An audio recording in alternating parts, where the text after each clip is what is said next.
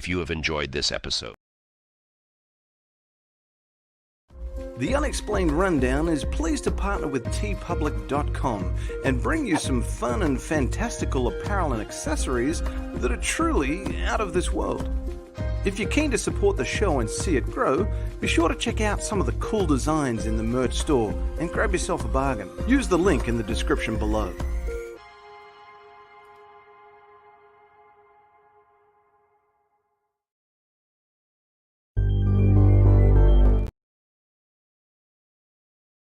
Concern you about the unknown and the unidentified flying object? Oh, yes, we discussed it at every conference that we had with the military, and they never were able to make me a concrete report on. Do you have anything on the subject, sir? No, I haven't had anything on the subject, and there's always things like that going on.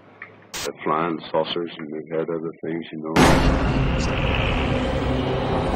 For years, the world has seen reality distorted, facts manipulated, and truth hidden. But there's even more to the story than anyone has ever suspected, because no one has been able to see the whole picture until now.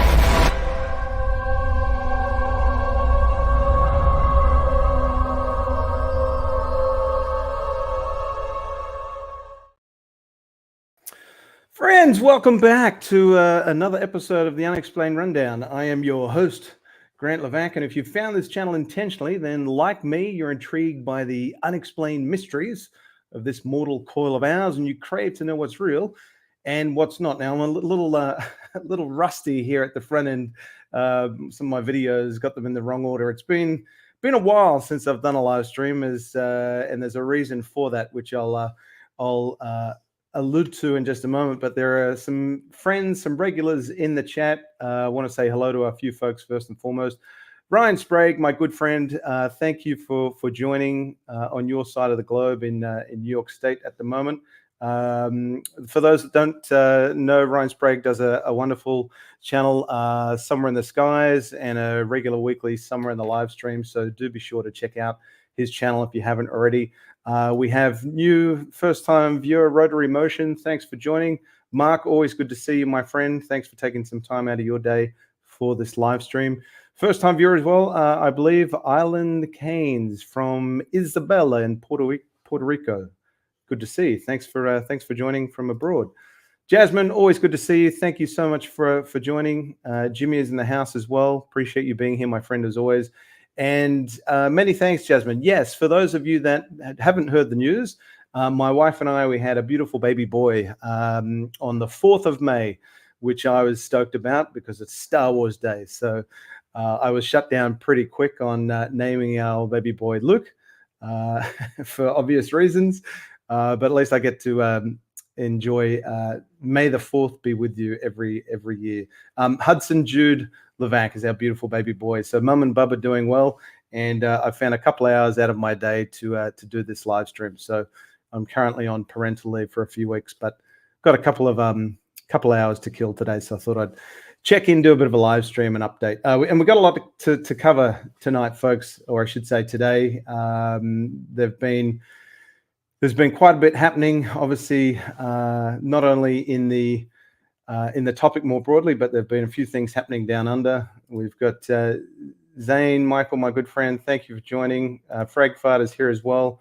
Good to see my friend as always, and many thanks for the congrats. So we'll be covering a few things today, folks. Obviously the name of this episode is, what does Australia know about the US shootdowns, the shootdown of the Chinese spy balloon, and those 3 still unidentified aerial objects by the US Air Force in February 2023. So I'm going to be going through some FOIA documents that might provide some insights as to what information Australia has been privy to on those 4 incidents, the shootdown of those 4 objects. We're also going to talk about the Seoul Foundation, Japan's now interest in UAP, taking it seriously. Ross Coulthart obviously recently delivered a keynote address at the SCU conference in Huntsville, Alabama. We'll talk about that, and we'll kind of wrap things up at the end with Chris Bledsoe was recently on a live space on X, and one or two other things as we go through.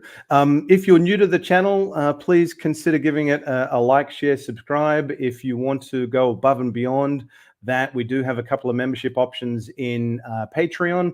So for a couple of dollars a month, you can support the show and see it grow. Thank you to, obviously, current Patreon members, Jimmy, Jasmine, and Clint. Your ongoing support is greatly appreciated, my friends. So feel free to check out the Patreon page, and you can also join on YouTube if it's of interest. So let's get into it, folks. We'll start off with, so let's talk about what does Australia know about the US shootdowns. Now, to kind of kick things off, let's just wind the clock back a bit, and I'll just very briefly read a couple of lines from a CNN article that came out really in the days following the shootdown of the Chinese spy balloon and those 3 unidentified aerial objects. Now, I won't read through the entire article, and there's a reason why I'm showcasing this specific article from CNN. So it basically starts off with, and I'll just read through, a deepening national security mystery is threatening a political storm after U.S. fighter jets scrambled 3 days in a row to shoot down a trio of unidentified aerial objects high over the North American continent. The flurry of attacks on the unknown crafts came a week after the highly public tracking and ultimate downing of a Chinese balloon suspected of carrying out surveillance. Now, the thin details trickling out of the Pentagon and Capitol Hill about are making an already highly unusual international episode even more bizarre and confusing. No one, not the White House, the Pentagon, the government of Canada, or the government of Canada, whose airspace has also been infringed, seems able to say exactly what is going on with these latest downed crafts. This raises questions for top military brass and US spy agencies, as well as for the potential safety of civilian aviation. And it creates an information vacuum that Republicans are again using to question President Joe Biden's leadership. The intrigue is also unfolding after a tense global situation with already difficult relations with rising superpower China becoming even more hostile, and with the US leading the West in an effective proxy war against Russia and the Ukraine.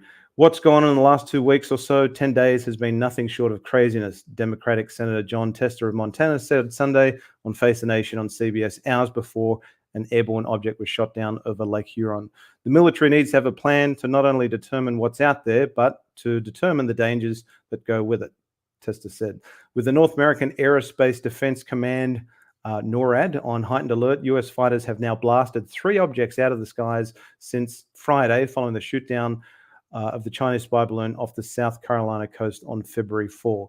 And then it basically just summarizes these 3 still unidentified aerial objects and their shoot down. I'll just review those. In the latest event, a high altitude object, notice they say object, was shot down on Sunday afternoon by an F-16 over Lake Huron, which lies between Michigan and Ontario.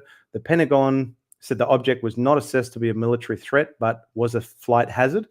But it did connect the craft to a radar signal picked up earlier over Montana, the home to US intercontinental missile silos and other sensitive sites. On Saturday, a US F-22 warplane operating on the joint orders of Canadian Prime Minister Justin Trudeau and Biden fired a missile that took down an object flying at 40,000 feet over central Yukon in the far north of Canada. Canadian Defense Minister Anita Anand described a cylindrical object smaller than the Chinese spy balloon. And finally, on Friday, an F-22 shot down another unidentified craft over Alaskan airspace. US pilots were able to get up around the object before it shot down and reported that it didn't appear to be carrying surveillance equipment. So that kind of just gives you a summary of what happened in February of last year. In the days after those events, I think it was John Kirby, the White House press secretary, came out and made this statement. And this is just an abridged version, so I'll just play this for you for some context. Also instructed the intelligence community to take a broad look at the phenomenon of unidentified aerial objects. Indeed, President Biden conducted the first ever daily intelligence briefing session devoted to this phenomenon back in June of 2021. He was briefed that this is not just an issue for the United States, but one for the rest of the world. And as I said, our friends and our partners are dealing with this as well. We worked on a bipartisan basis to stand up an office at the Pentagon to study this, in partnership with the intelligence community, academic institutions, and the private sector. These unidentified aerial phenomena have been reported for many years without explanation or deep examination by the government. President Biden has changed all that. We are finally trying to understand them better. We are consulting with allies and partners on the challenge of identified aerial phenomenon and how we can all work together to deal with that challenge. The President has directed the Secretary of State, Secretary of Defense, and the Director of National Intelligence to engage with their relevant counterparts, to share information, and to try to gain their perspectives as well. Again, this is an issue that affects everybody around the world. Third, we will continue to brief members of Congress and relevant state leadership on what we are doing and what we learn. The President has made this a very top priority. So that was in the days immediately following the shoot-down events. So obviously, key takeaways there that the U.S. Secretary of State had briefed allies of the United States, apprising them of the lead up to those events and what actions the United States took and any intelligence that it was able to capture on those incidents. Obviously, President Biden, when he took the podium, he flagged the issue of unidentified aerial phenomena, or what has been referred to as in this particular shoot-down instance, unidentified aerial objects, as a global phenomenon, and that countries around the world are doing what they can to address this issue. So on the 15th of February, only a couple of days after all this went down, and after, I think the day after John Kirby made that statement, there was a Senate estimates hearing in Australian Parliament, and Australian Greens Senator Peter Whish-Wilson, the only Australian senator to date since October of 2021 that has asked questions about UAP in an Australian context in Parliament, the only Australian senator, which is frustrating that no one else is following his lead, but also encouraging that he's continuing to take this topic seriously. He pressed the Australian Chief of Air Force, Air Marshal, the current Chief of Air Force, Air Marshal Robert Shipman, on not just UAP, but also Australia's response to the shoot down of the Chinese spy balloon and these 3 unidentified aerial objects. So let me play this for you. This will be some context for the documents that we're going to review today. Any briefings from the UAP task force or the Pentagon in relation to this issue in recent months? No, Senator. Has any defence attaches had any? Senator, we were briefed on the recent incidents that were related to the shoot down of what has been attributed to China's balloon that was over the United States of America. We don't know if we were one of the 40 nations that were referred to in the press briefing, but we have been briefed by the US, and we have sought additional information from them through the defence attaché, the air attaché in Washington. So specifically in relation to the Chinese surveillance balloon or spy balloon or whatever you want to call it, what about the three other? We've sought information in relation to those 4 incidents, yes, Senator. Okay, and why have you sought information in relation to those? Because we would like to know what the source of the unidentified object is. We would like to know what the identity of it is, and we would like to know how the US has responded to it, so that if we had something similar in our airspace, then we can take advantage of the learning from that. So what I've been harping on for ages now, and what frustrates me about the testimony there from Air Marshal Robert Shipman, is the Royal Australian Air Force and Australian Department of Defence will happily seek information in a briefing from the United States via the air attaché in Washington, D.C. on the shoot down of the Chinese spy balloon and those 3 unidentified aerial objects, because they were brought down by the US Department of Defense, specifically because they represented a national security threat and safety of flight risk. The exact same threats and risks that UAP pose. And up until this point, the 15th of February of 2023, Air Marshal Robert Shipman is testifying that RAAF, he and AUDOD had not been briefed by the UAP task force, by the air attaché in the US had not been briefed at all on UAP. Why? That is a good question, because UAP pose the same threats as the Chinese spy balloon and those 3 unidentified aerial objects. So following all of that, I decided to submit some Freedom of Information Act requests to see if we could gain some more insights, information about Australia's knowledge of the shoot down of the Chinese spy balloon and those 3 unidentified aerial objects. So I submitted a Freedom of Information Act request to the Department of Foreign Affairs and Trade. This is in March of 2023. It's only a month after all this went down, basically requesting, on the 6th of March, I requested, actually, let me zoom on in so it's a bit easier on the eyes there. I requested copies of briefing documents and email communications, including supporting file attachments, addressed to, sent to, from, cross-copied the Honourable Arthur Sinodinos, I can't pronounce his name, Australia's ambassador to the United States for the period of 28th of February to the 17th of February, inclusive on the subject matter of the Chinese spy balloon, unidentified aerial objects, including unidentified aerial phenomena. Now, I submitted that request specifically to the head of mission for the Australian Embassy in the United States. That position is now held by former Prime Minister Kevin Rudd. He took up that position, I think, on the 1st of July of last year. But I wanted to see what information had potentially been shared with the Australian Ambassador to the United States. So they granted me access to the documents. Obviously, they had made some pretty significant redactions throughout, and the reasons they cited for the redactions were 33A(3) of the Freedom of Information Act, which is potential damage to international relations with the United States. That's obviously a common one. 47ED is they held back any information that could be personal identifiable information. They obviously wanted to respect the privacy of personal information, and that makes perfect sense. And obviously there was other redactions that will, content that was irrelevant to the scope of my request.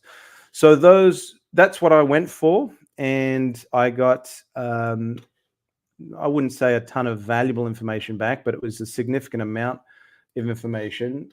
This is a 145-page document, and I'll actually start at the bottom for you.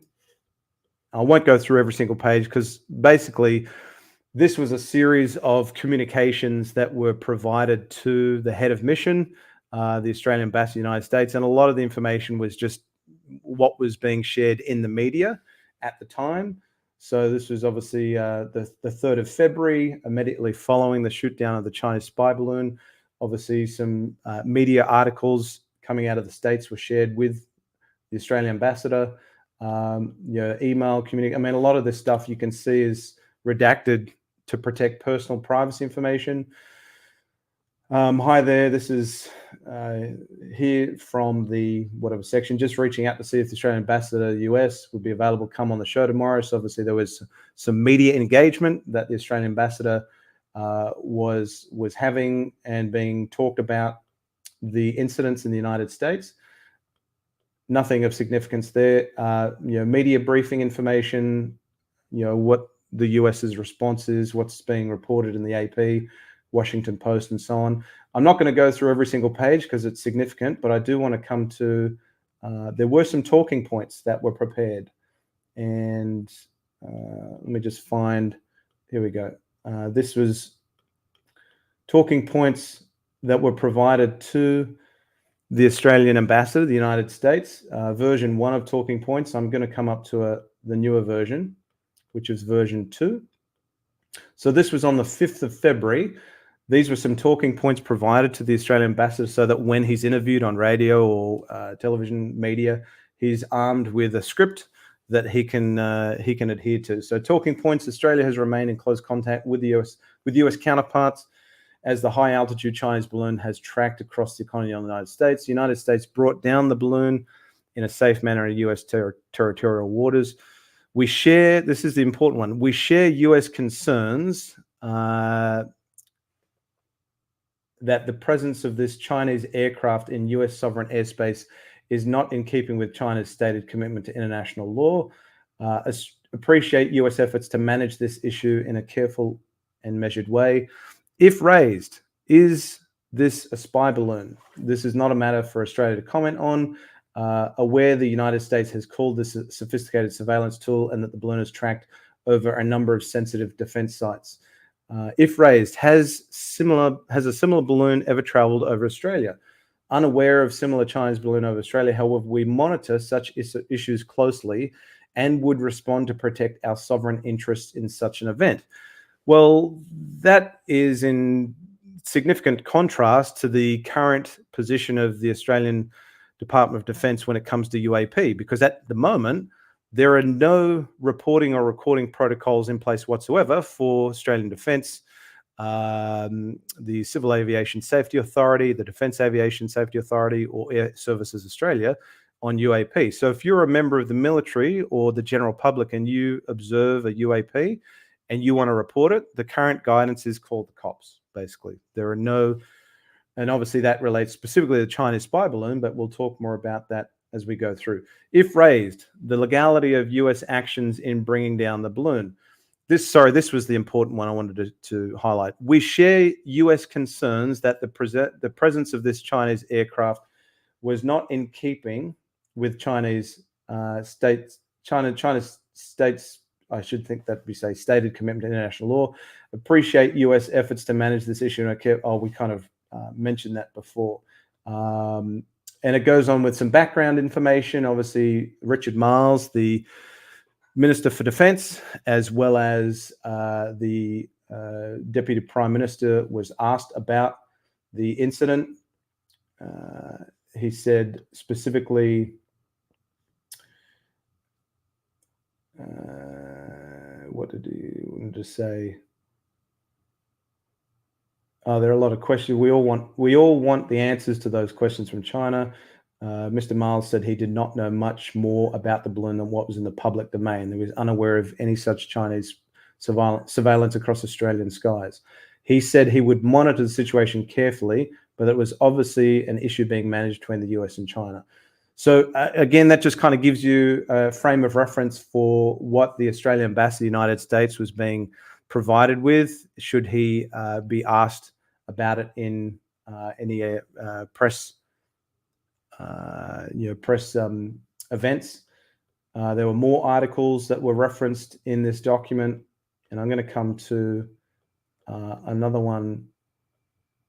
There was a transcript. Penny Wong, the Minister for Foreign Affairs, was also in the media, so there was some transcript information from her comments. I want to get obviously you can see there's a comprehensive transcript there that the Minister for the Foreign Minister Penny Wong was asked about, specifically the Chinese balloon. So nothing really above and beyond what's been reported in the public domain. This document is actually the least interesting, because again, it just really references all of the reporting in the press in the United States. This one, though, I thought was interesting to just mention. So Australia and the US, headline messages, Monday the 6th of February. Current messages, US military action against Chinese spy balloon. Australia appreciates US efforts to manage the Chinese balloon issue in a careful and measured way, as noted by PM Penny Wong. Again, you can kind of see that's consistent and alignment with the script that was provided to the Australian ambassador to the United States. Australia remained in close contact with US counterparts as the high altitude balloon tracked across the continental United States. We share the US concerns about the infringement of US airspace. This is the key one. We share the US concerns about the infringement of US airspace and the effect on US sovereignty. So again, that also relates to UAP though, because we've heard time and time again that UAP have been operating with impunity in restricted airspace in the United States, as well as training missions and exercises have had to be cancelled because of incursions by UAP. So there's really nothing else that's of value for our discussion today. Again, it's really just articles that were being circulated at the time in the press. So not a whole lot of meat. As we get closer to the top, it talks a little bit more about the 3 unidentified aerial objects that were shot down. Again, a lot of the redactions are because it's information that's not relevant to the Chinese spy balloon and those 3 unidentified aerial objects. These are media articles, clippings, and so on a whole range of topics. You can see the daily brief. So there's a whole lot of stuff that's being presented for the Australian ambassador just to be aware of for general reference. So not going to bore you with that one longer than we need to, because again, just highlighting some of the information that was made available to the Australian ambassador. Nothing that really shed some light above and beyond what we know, based on what was reported in the public domain. So I also then went after the Minister for Foreign Affairs, Penny Wong, and we'll talk about her as we go through today. So I requested, this was in May, so a little bit after, as initially on the 1st of April, and then I had to revise the request on the 4th of May. I asked for copies of ministerial briefing papers, other briefing documents, reports, talking points, and multimedia prepared for the Minister of Foreign Affairs, Senator Penny Wong, specifically pertaining to the 3 unidentified aerial objects. I also kindly request that documentation pertaining to the Chinese spy balloon be excluded from any response, because I only wanted to focus on those 3 unidentified aerial objects. They came back with a refusal request. I had to revise it. That last sentence, I also request that any documentation identified within the scope of the request that pertains to the Chinese spy balloon be included in any response. So I had to amend my request. They identified one document relevant to the request, and obviously they made some redactions, again under Section 33A, Part 3 of the FOIA Act, damage to international relations. Again, that's one that is very hard to fight. Substantial adverse effects on agencies' proper and efficient conduct of operations. So obviously not revealing personal identifiable information, and obviously redacting any material that was irrelevant to the scope of the request. So let's have a look at the document that was provided. I'll zoom on in. So Chinese balloon over the United States, and this also incorporates the 3 unidentified aerial objects that were brought down. Again, personal identifiable information that has been redacted, or adverse operations of the department. The United States brought down the balloon in a safe manner in U.S. territorial waters. Everything thereafter is redacted due to international relations, with the United States. Appreciate the U.S. efforts to manage this in a careful and measured way. So you can kind of get a theme where the talking points have come into this. Appreciate the U.S. efforts. Again, redactions, irrelevant information. U.S. shooting down unidentified aerial objects.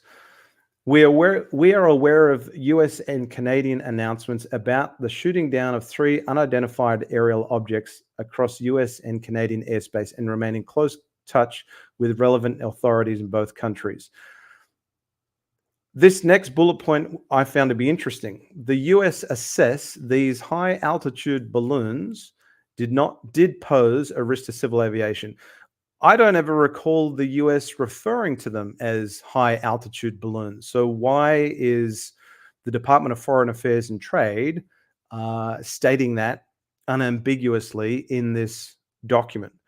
High altitude balloons. We note that President Biden and Prime Minister Trudeau have said they authorize these actions to protect their airspace. Now, President Biden said it's their current assessment that they think it might be recreational balloons or hobbyist balloons. They never said high altitude balloons, though, which is different to obviously recreational balloons. Background information, that's really just talking about a statement from U.S. Defense Secretary Lloyd Austin.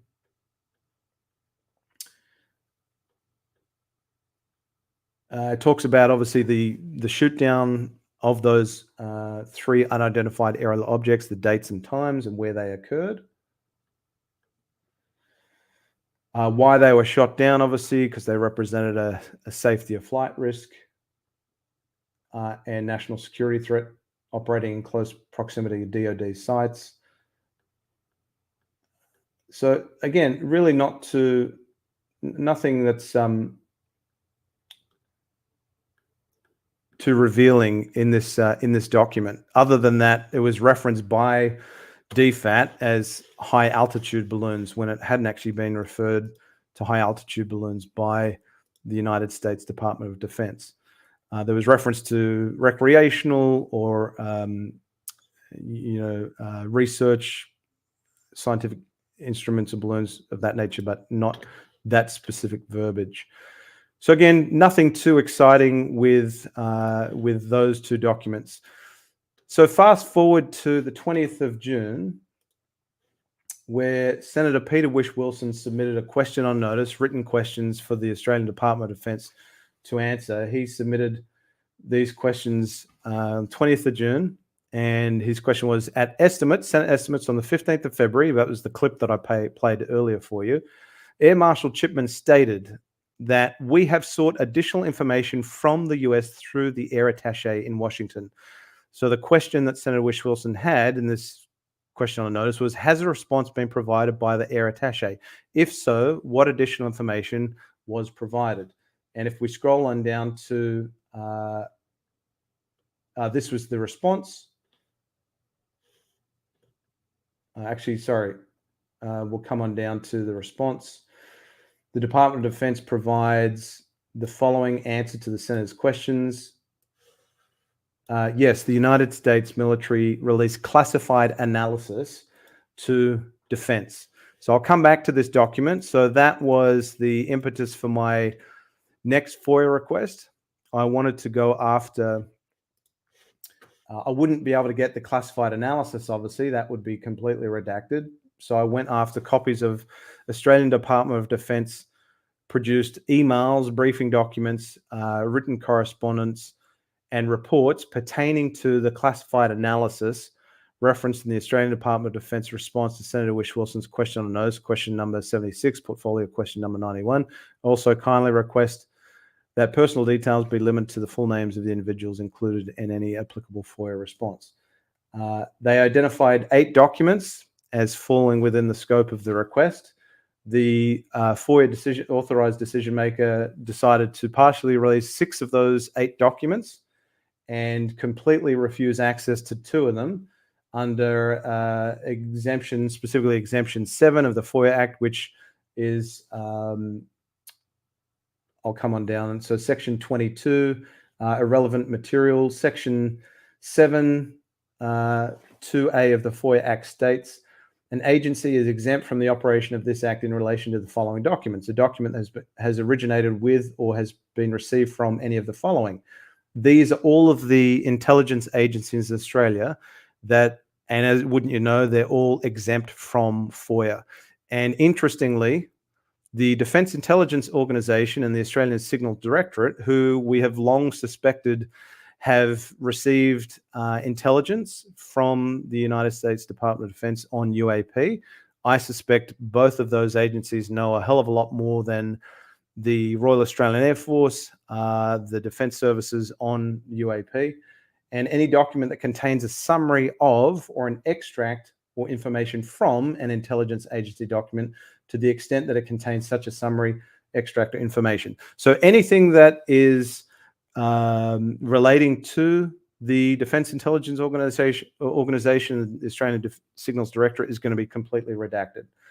They'll also redact information pertaining to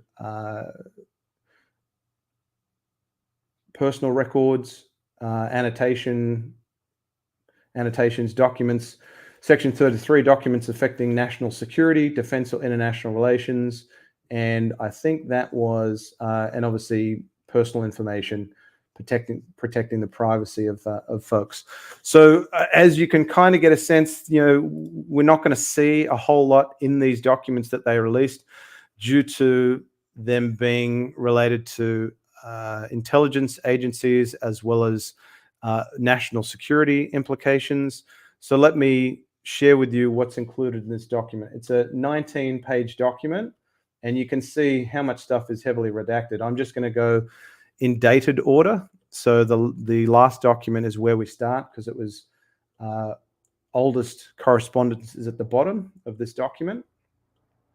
So this was an email from Devin Augustine, the Air Commodore for the Royal Australian Air Force on Monday, the 13th of February. We don't know who it was sent to because they've obviously redacted that information to protect the privacy of those individuals. Frustrating as that is, I respect obviously the privacy concerns. Obviously, that's in accordance with the Privacy Act. It was cross-copied to Ian Murray, who's the Rear Admiral. I think at the time he was the head of the Defence Attaché at the Australian Embassy in Washington, D.C. The red redactions there, that's secret. This is information relating to Five Eyes. Team, email below is from my S33B LO liaison office or officer counterpart. That's all redacted due to national security and international relation. National security. So not privy to any of that information. We don't even know what the subject of the email is, frustratingly. National security implications. Warm regards from Devin, and then obviously it's redacting his personal information. And you can see there is a significant amount of the email that has been redacted, again, due to that national security information. So it's so frustrating that if, even though these three objects, we have been told they were prosaic in nature, or they're more than likely prosaic in nature, we're not allowed to know anything about those objects. The Chinese spy balloon, those three unidentified aerial objects, completely redacted in the interest of national security. So that was the 13th of February. And I know there's been a lot of comments that have come through, so I'm going to come to those in just a moment. The day following that email, again, another email from this Devin Augustine. Subject is redacted, as discussed on low side in email and SFB. Not too sure what that's corresponding to. So let's come up to the next email. This is the one that I found to be pretty significant. Again, an email from Devin Augustine to folks that represent intelligence agencies, so redacted under S72A, and then it's redacting privacy information of other folks that obviously aren't in intelligence agencies. But we are exposed to a few folks here. Ryan Buchanan, Rear Admiral Ian Murray, so head of the Defense Attaché in the US, a Brenton Thompson, I'm presuming that's a captain in the Royal Australian Navy, and another redacted. Subject heading, CNN article, and there are some image attachments.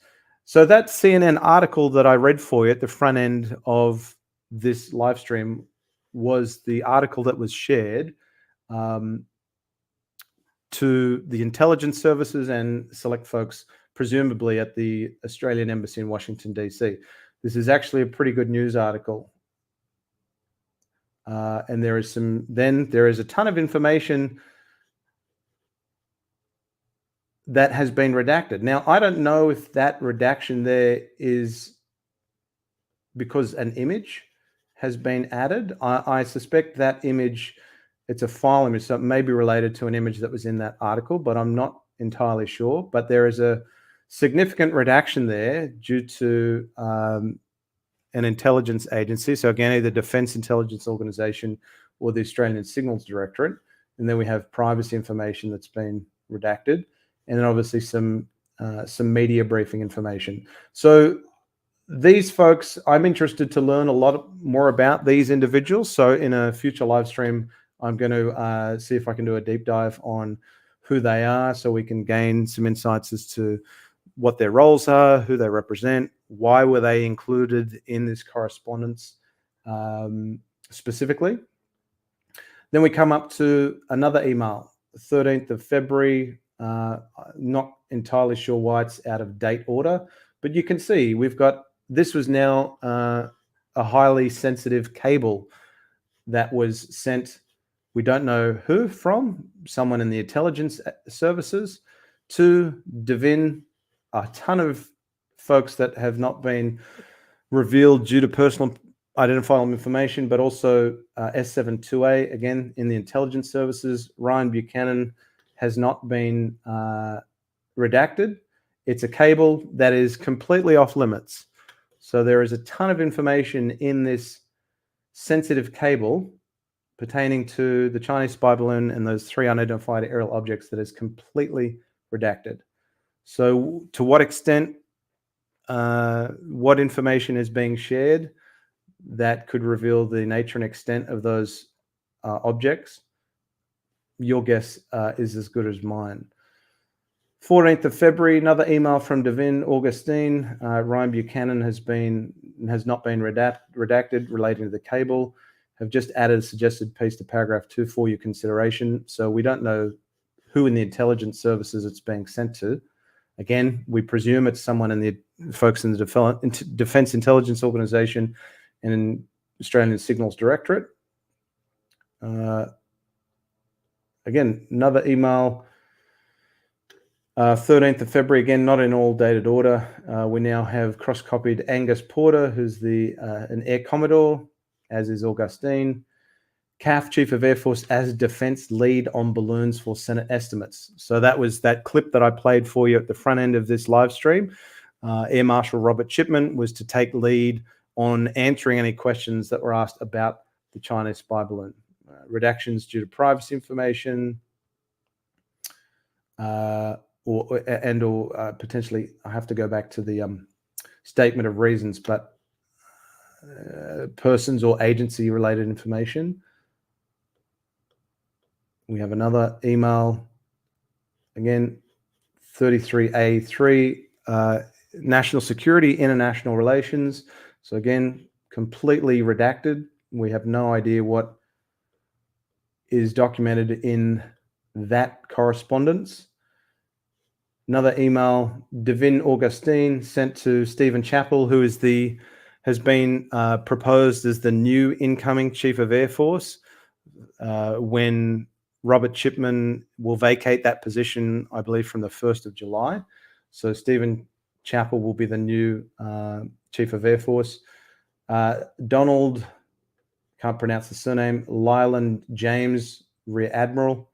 That's I believe, Commodore. The subject heading is interesting, though.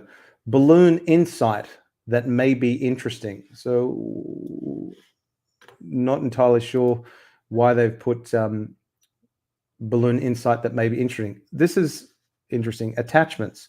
So there's been an attachment, whether it's an image or a document, that's completely redacted under 33B. And again, if we look at what was 33B, let me just have a quick read of that. 33B.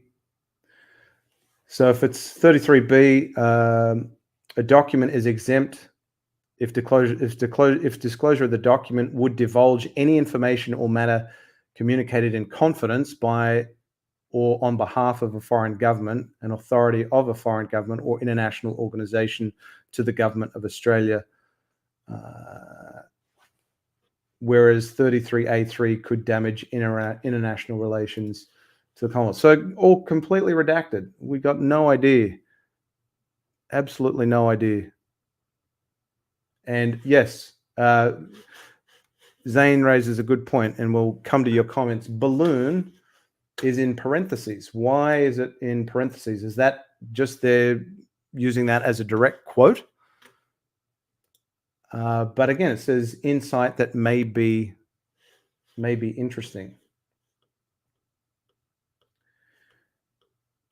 We have a transcript from comments from the Secretary of Defense, Lloyd Austin.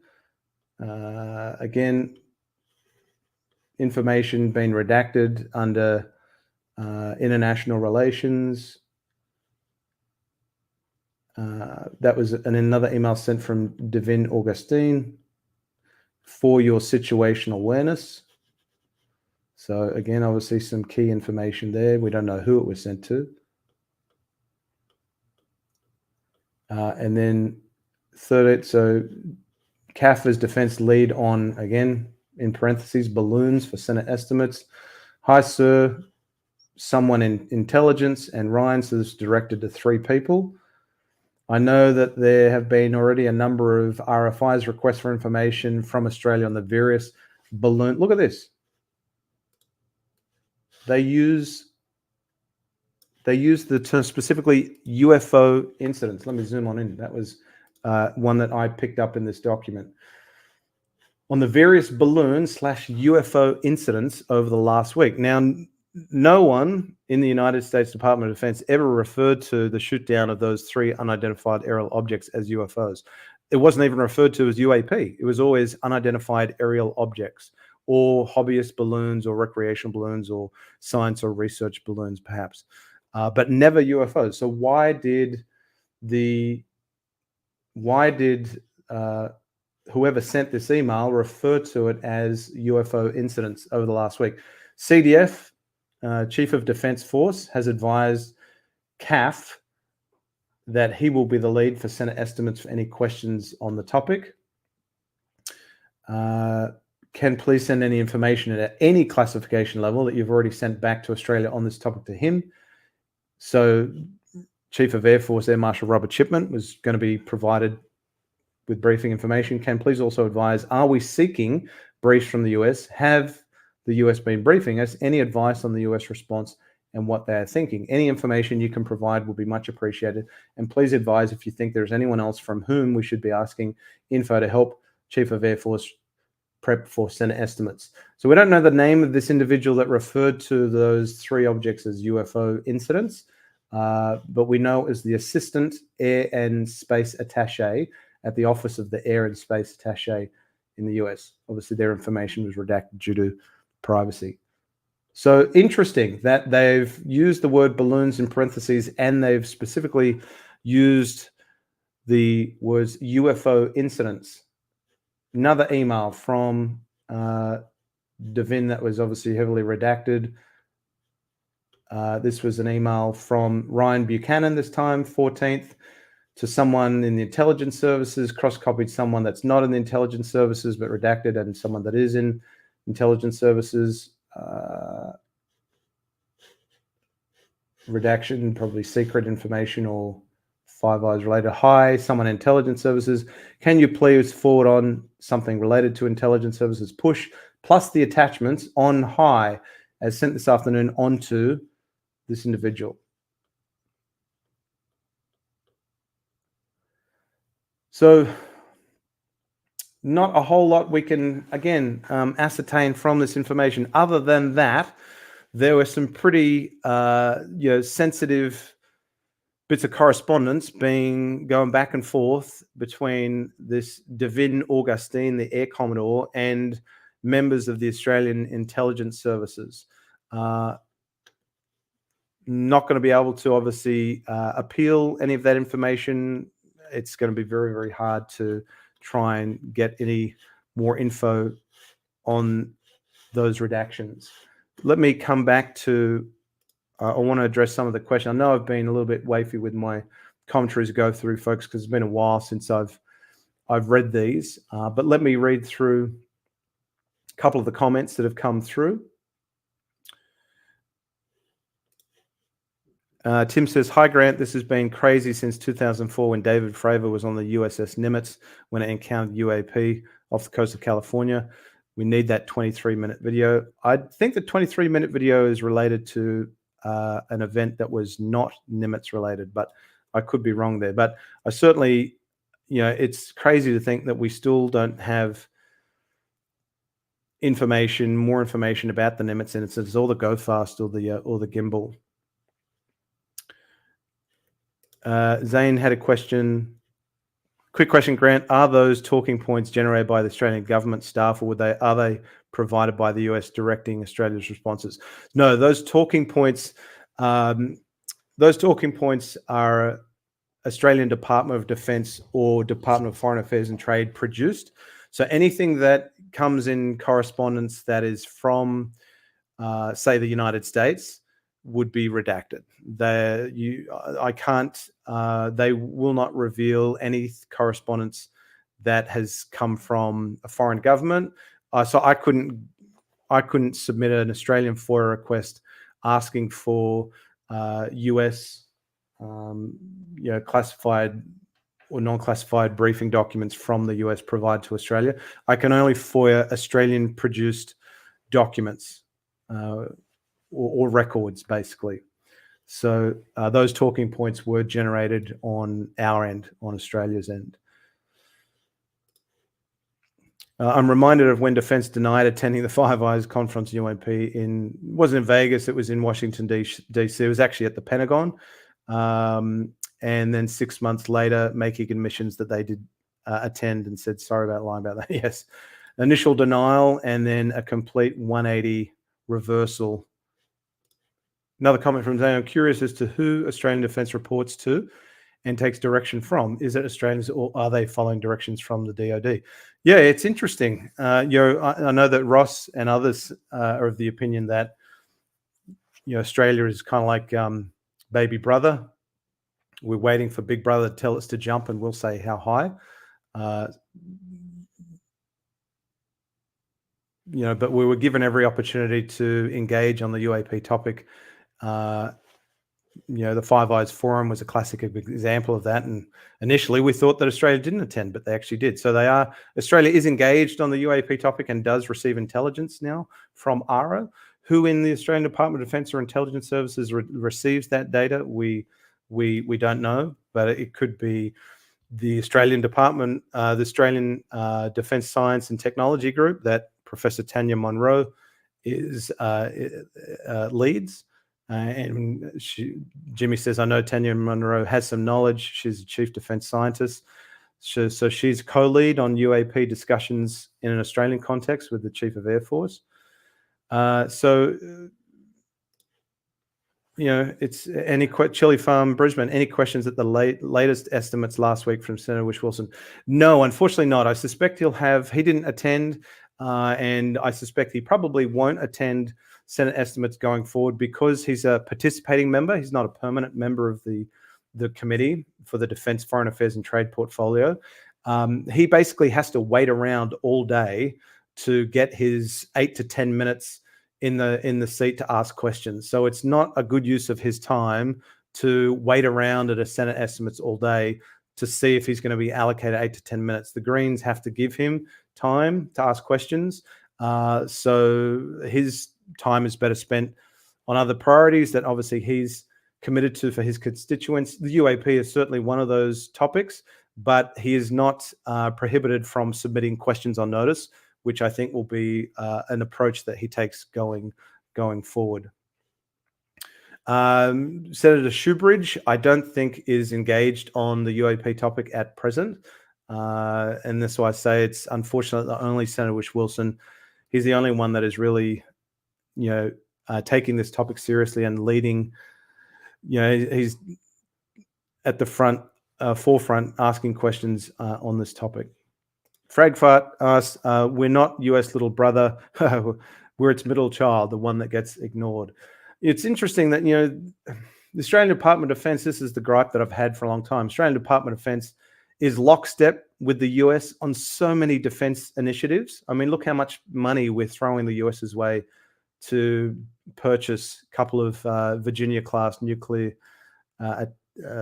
attack submarines. $500 billion we're spending, but we're not on the same page with the United States on UAP. Yeah, sure, we get briefed on UAP and we get intelligence shared with us. But what information, if AARO's goal is to have its allies share intelligence with it on UAP and what data other foreign governments are collecting on UAP. Well, what are we going to be able to contribute? We haven't. The Australian Department of Defence hasn't been investigating UAP since 1996. Doesn't have any formal reporting or recording mechanisms in place. Hasn't formally reviewed its position on UAP since it made that determination in 96 that there was no compelling or other scientific reason for defence to continue to commit resources to the ongoing investigation of UAP. So we've basically been sitting on our hands, towing the lines for a couple of decades now, almost 3 decades, not doing anything. If you see a UAP, call the cops. And that is the current guidance from the Australian Department of Defence, which is incredibly frustrating. I want to speed through these last couple documents that I have for you. So if we go back to the next question now that was asked by Senator Whish-Wilson in a question on notice. Let me make sure I got the right. Here we go. So the next question was, at the same estimates, this is in February of 2023, Senator Whish-Wilson said, the UK government have recently said that they are now going to also look at their ability to detect, for example, slower moving objects that might be balloons or surveillance balloons or other objects, drones, who knows. Is that something the Australian government might consider based on your responses? Air Marshal Chipman responded at that estimate. I haven't been directed to do that by the Australian government, but I have asked our Air Commander to understand what capabilities we, RAAF and the Australian Department of Defence, have in order to detect these sorts of objects in our airspace. So the question on notice that Senator Whish-Wilson asked was, what response did the Air Commander provide about capabilities? The Air Commander provided a classified summary of relevant Air Force capabilities. So I went after those classified information pertaining to those classified capabilities. And again, as you would expect, a lot of that information was heavily redacted. This was the request.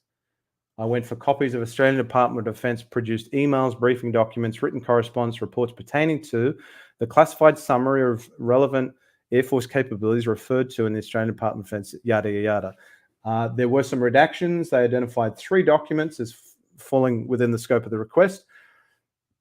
They partially released 3 of those documents, and redactions were made because there was information not relevant to the scope of the request. Section 33, documents affecting national security, defence, or international relations, and also some redactions, 47E, privacy-related information, not revealing the identity of individuals or names of agencies because it could potentially affect operations. So privacy-related information. So that was the request. What was the document? So I'll just start the email. This is a 9-page document. Again, three documents included in this series. Thursday, the 23rd of February, from Air Commodore John Haley, Air Operations Command, I think, brief, HAB, High Altitude Balloon Detection. So following the USA public shootdowns of 4 high-altitude balloons, again, you got one document that refers to them as UFO incidents. You've got the US referring to them as unidentified aerial objects. You've got the Department of Foreign Affairs and Trade referring to them as high-altitude balloons. And now you've got an Australian Department of Defence document, the Department of Air Operations Command, I believe it is, referring to them as high-altitude balloons. So were they simply high-altitude balloons? If so, why is there so much secrecy around those incidents? Why is all of that information still protected under national security and international relations?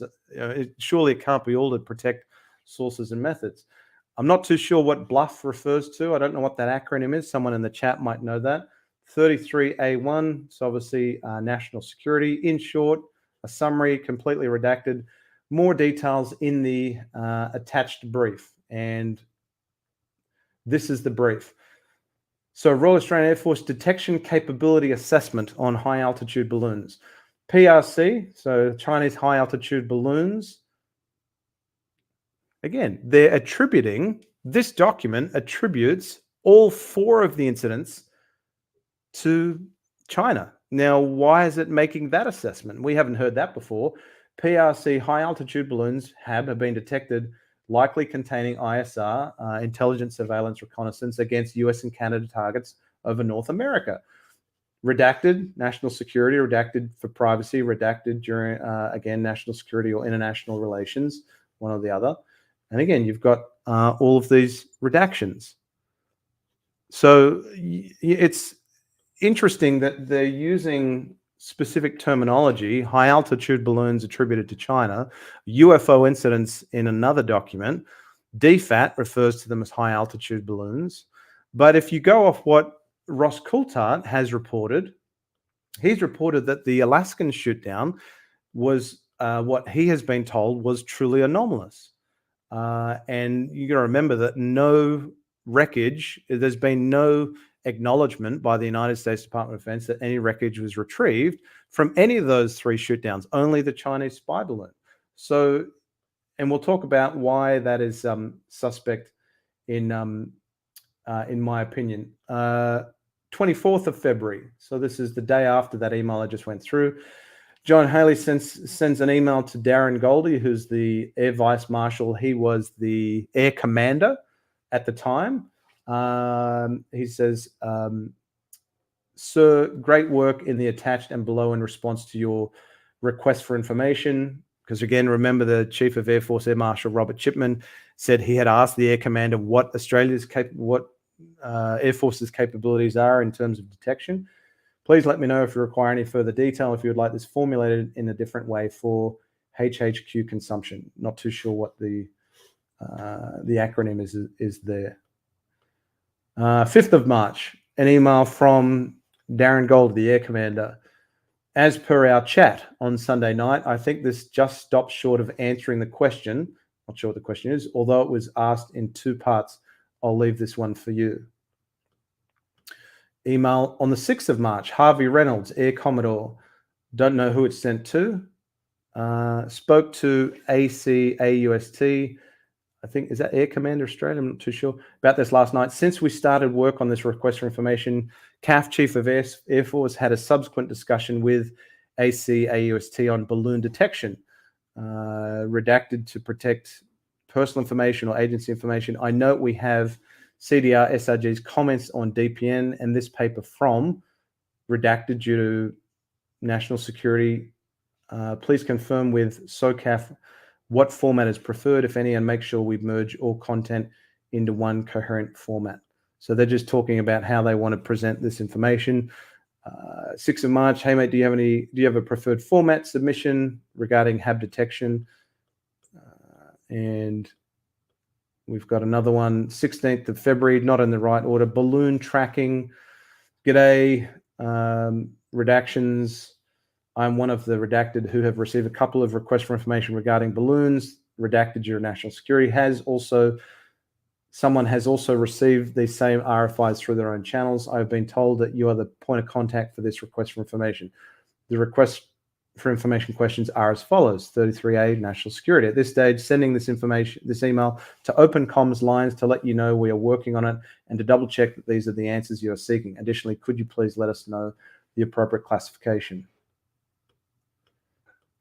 16th of February.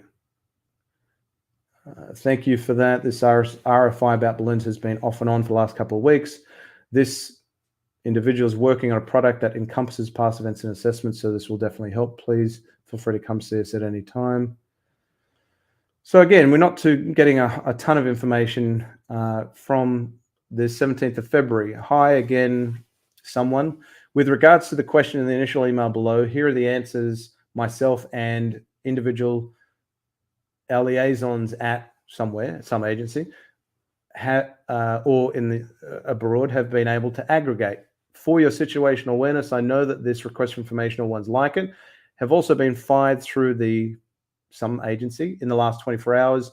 I think those who wish to know will likely receive the official and more technical answers by some agency at the same time we do. The answers are as follows: redacted, national security, redacted, national security. I hope this answers your question. As we discussed, a lot of similar but different questions have come through us, and I tried to distill them into simple questions which might have meaningful answers. Happy to discuss further and clarify if need be. So there you go. Again, we're not getting any we're not getting any context as to what's incorporated in these documents because it's all redacted. But if it's simply high altitude balloons, why is all of this information so secretive? Here we go. Let's see. There's some comments in the chat. Zane, Bluff acronym is in the same spirit as Fubar Bundy.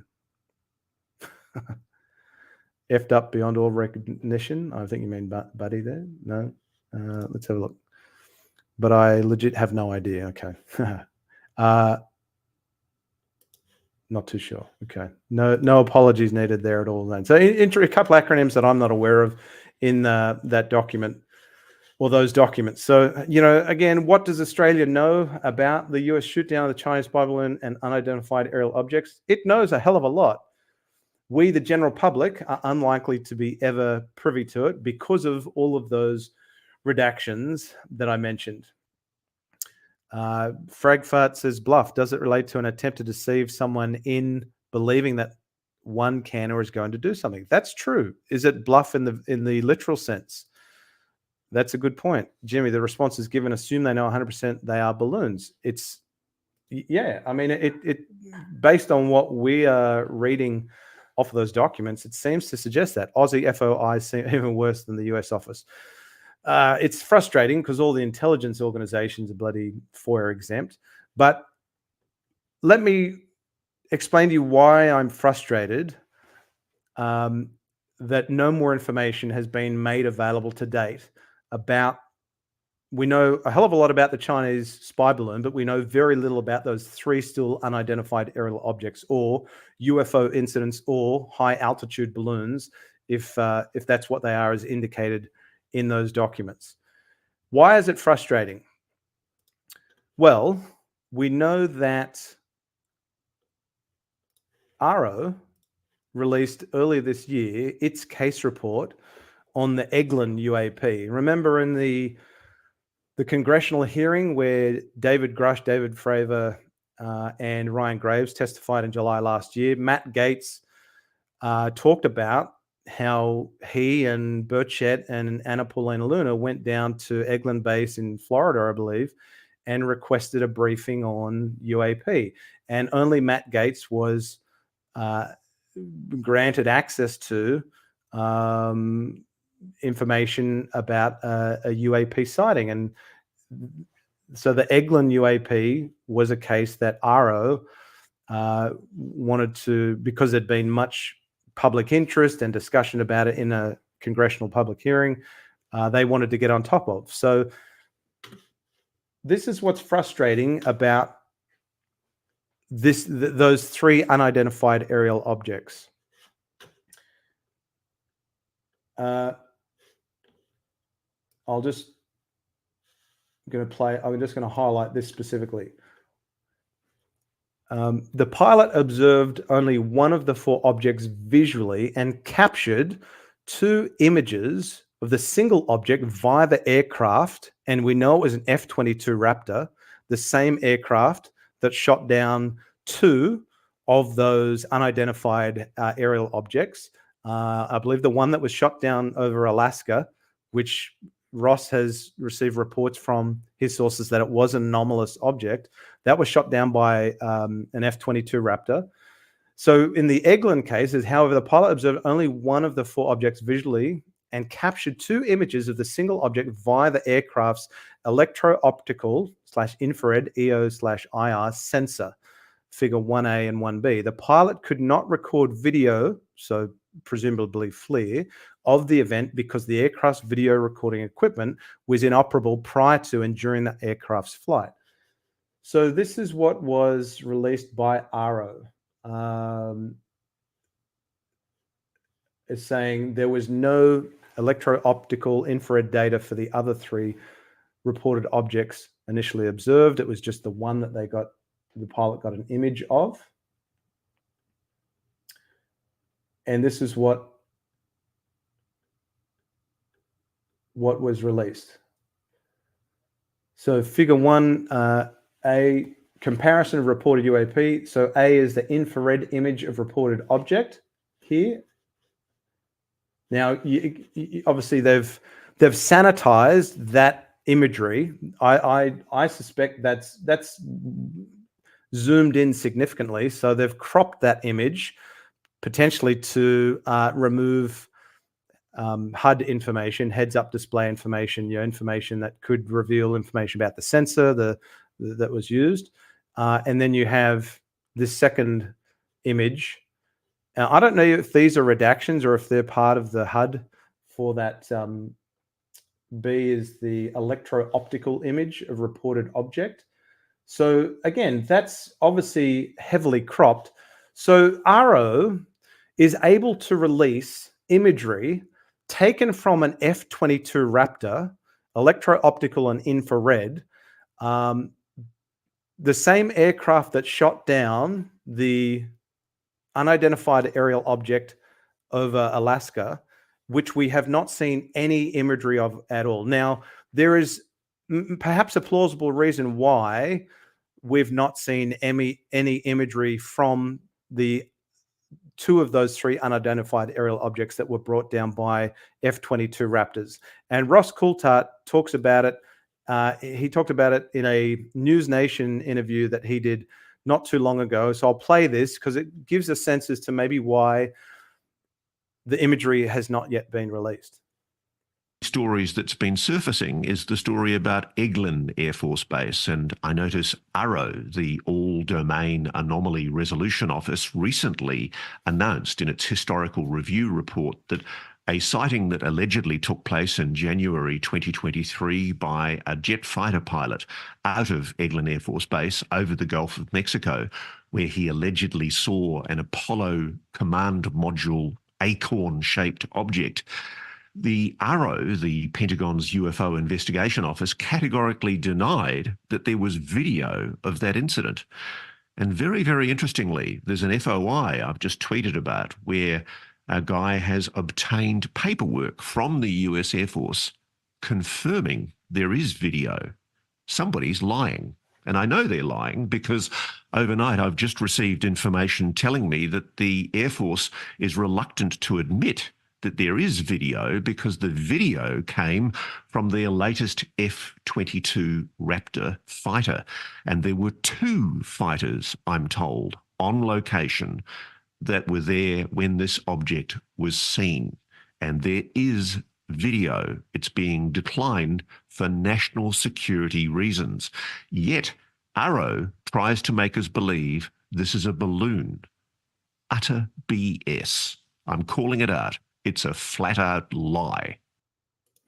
It certainly raises some interesting questions, doesn't it? I mean, I think if the F-22 Raptor that brought down that Alaskan object, which the general public has not seen any information of, if it was captured on FLIR, okay, they're not, that's all classified. They're not, I mean, I still find it hard to believe that FLIR imagery cannot be sanitized and released. You think in this day and age, where redactions can be made not just on documents, but on imagery as well. You can redact all of the heads-up display information that doesn't reveal anything. Or why is it not possible for the FLIR footage of the Alaska object that was shot down? Why is it not possible for that imagery to, just like AARO had done for that electrical, optical and infrared image, to be cropped so we can see what the object is, and obviously it removes any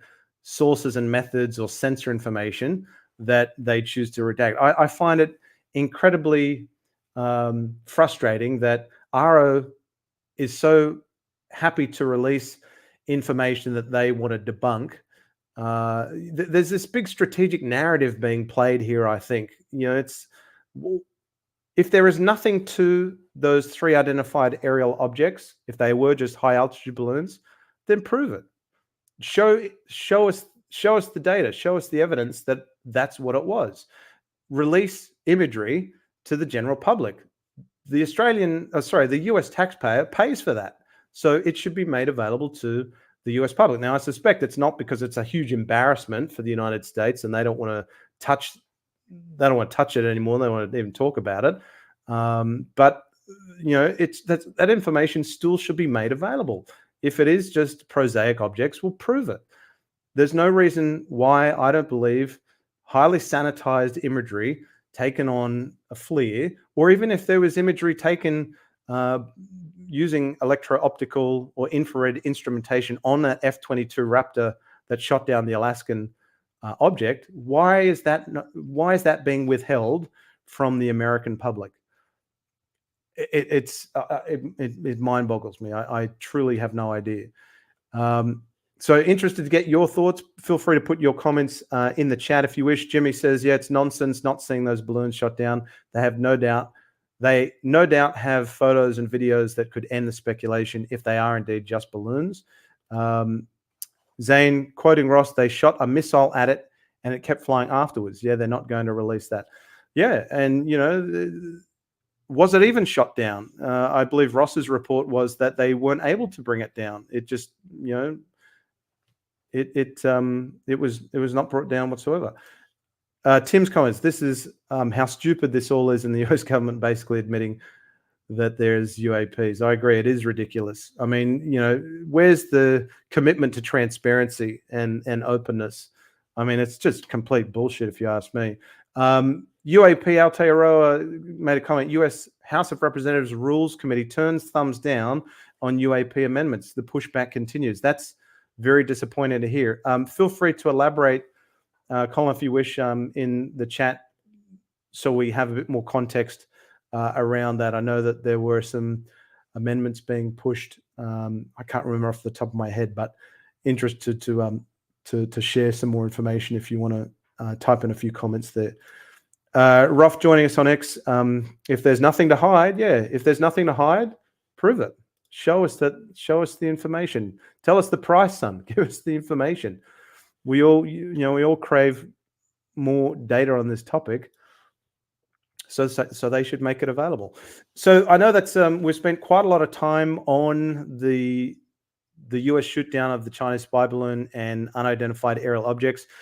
Again, we can't definitively say, well, what does Australia know? They obviously know a whole lot. And it's just interesting, the terminology and words that they've used in those documents that indicate that it might be high altitude balloons, or is it something else? UFO incidents. That completely contradicts what sources are telling Ross, though. So and to Zane's point, Ross, despite that direct explosion, something was seen to fall from the UAP, specifically pertaining to the Alaska one. UAP out there, no UAP-related amendment will be voted on by the U.S. House of Representatives during consideration of the fiscal year 2025 National Defense Authorization Act on the House floor this week. Okay. Well, that's frustrating. I know Douglas Dean Johnson has done a hell of a lot of good reporting on anything that is legislation that's going to be, is to be passed or voted on. So if you haven't followed him on X or Twitter, consider doing that, because he has some great information that he puts out regularly. So let's now depart from the Chinese spy balloon and unidentified aerial objects, because I now want to jump into, let's pull up here, make sure I've got the right thing on screen. Where am I? Give me 1 second, folks. Let's go pull up. So I'm just going to pull up for you. What are we on? We're in Japan. Okay.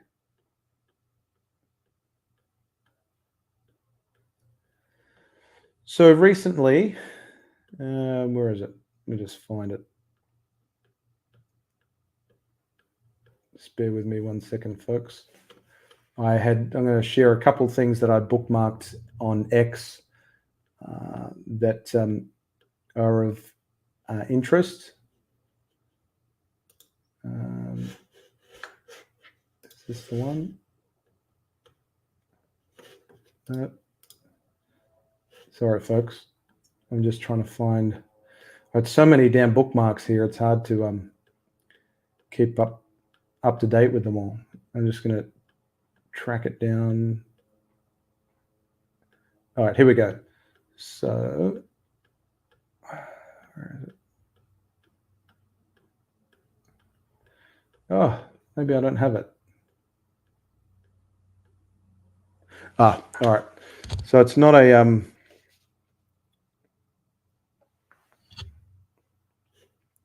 I don't have the tweet. Anyway, I'll just pull it up. It's the article I wanted to show. There we go. Sorry, folks. So CBS News reported that, and there was an article in the Japan Times, I think it might have been. CBS reported on the 6th of June, UFO investigation launched in Japan after US report designates region as hotspot for sightings. I won't read through this whole report. It's linked in the show notes below, so if you want to have a read of this article, you can. Basically, it says UFO sightings should not be dismissed because they could, in fact, be surveillance drones or weapons, says Japanese lawmakers who launched a group on Thursday to probe the matter. The investigation comes less than a year after the US Department of Defense issued a report calling the region a hotspot for sightings of the mysterious objects. The nonpartisan group, which counts former defense ministers among its 80-plus members, will urge Japan to ramp up abilities to detect and analyze unidentified anomalous phenomena, more commonly known as UFOs. Although the phenomenon is not often associated with little green men in popular imagination, it has become a hot political topic in the United States. So following on from that article, there was a really good, and again, you've got a former Japanese defense minister that's part of that nonpartisan group. So, Minister of Defense Richard Marles, what's Australia's excuse for not taking this topic seriously when you have Australia's ally Japan now following the United States lead on this topic and taking the issue seriously? Chrissy Newton, follow her work on the Debrief, and she does a great podcast called Rebelliously Curious. She put out a really good article in the Debrief, or the Debrief, depending on how you want to say it. Japan launches UAP investigation following US report identifying region as hotspot for sightings. I'm not going to read through the entire article, but I will read through some parts that pertain specifically to Christopher Mellon. So Christopher Mellon, who actually had a hand in encouraging Japan lawmakers to take this topic seriously. Christopher Mellon, former Deputy Assistant Secretary for Defense for Intelligence in the Clinton and George W. Bush administrations, joined the inaugural meeting of Japan's new UAP caucus as a virtual attendee, so Zoom or Skype or something like that, telling the Debrief in an email following the event that it was a packed room that included several former defense officials. This initiative marks a highly significant and admirable commitment to transparency, national security, and scientific inquiry, Mellon said in a written statement before fielding questions from the group's attendees. We also know from a national security standpoint that the importance of identifying and monitoring unmanned aerial systems cannot be overstated. The immense impact of unmanned vehicles in the ongoing conflict in Ukraine is demonstrating their profound effects on modern warfare daily. By staying vigilant and informed, we can enhance national security and leverage these technologies for positive outcomes, Mellon's statement read. So just very interesting that Christopher Mellon played an integral part in helping encourage Japan lawmakers to take the topic seriously. So again, you've now got the United States taking this issue seriously as a national security threat and safety of flight risk. You have Canada through their Sky Project Canada, making scientific inquiries into this topic. You got Larry Maguire, who's a member of Parliament in Canada, pushing for the UAP topic to be taken seriously from a national security threat and safety of flight risk. And now you've got Japan. So when is Australia going to get off its ass and start taking this topic seriously and either conduct a formal review of its position on UAP and start implementing some reporting and recording protocols for members of the military first and foremost. You've got these folks that are at the front lines, military aviators, pilots, Navy personnel, Army, Defense Space Command. These folks that work, they're at the forefront on the fighting lines, and they've got no reporting protocols in place whatsoever. If they can't identify something in Australian airspace, they're not obligated to report it. There's no special encouragement given to them to report what they can't identify, which is incredibly frustrating. So feel free to put your thoughts in the comments about Japan now taking the topic seriously. Adding to the comments AARO made before about the no UAP amendment, rejection by the House Rules Committee will have no direct impact on the possibility of some version of the UAP Disclosure Act being included in the Senate's forthcoming version of the NDA. Thanks for including that info there. That's helpful. So still an opportunity for maybe some UAP related provisions to come out in some form of a UAP Disclosure Act later this year. Usually at the end of the year, POTUS, President of the United States, normally signs off on the NDAA. So hopefully we get something included in this year's NDAA. Grant, your thoughts on the other side of this NHI? There is some wild speculation out there on the subject. I'm very much agnostic on the entire topic. I certainly believe that UAP can largely be attributed to misidentification and earthly bound technology, whether it's commercial aircraft that's being misidentified, satellites, it could be celestial bodies, it could be black tech, top secret technology. But I also am of the opinion that there is a there to the topic, and as ODNI's preliminary assessment positioned on the 25th of June of 2021, that there's a catch-all other bin of UAP. So UAP could potentially be something that is far more exotic, whether that's NHI, whether that's interdimensional aspects that David Grusch has alluded to, whether it's ultra-terrestrial in nature. Hal Puthoff has done a paper on that, whether it's something that is completely non-prosaic. I have no idea, but I support scientific inquiry into the phenomenon of UAP because I think it's important. What I as an Australian want from my Australian government is for UAP to be acknowledged, for UAP to be investigated, and for a conclusion reached as to what UAP are.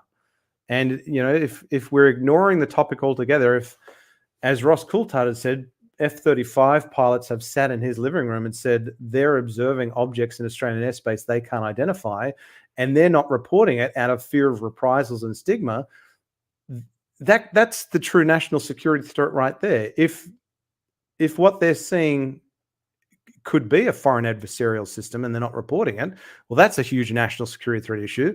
But if it's a truly anomalous UAP, then there should be reporting mechanisms afforded to the brave men and women that serve at the front lines so that can be investigated and reported appropriately up the chain of command. Unfortunately, Australia is where the United States was around about 5-10 years ago.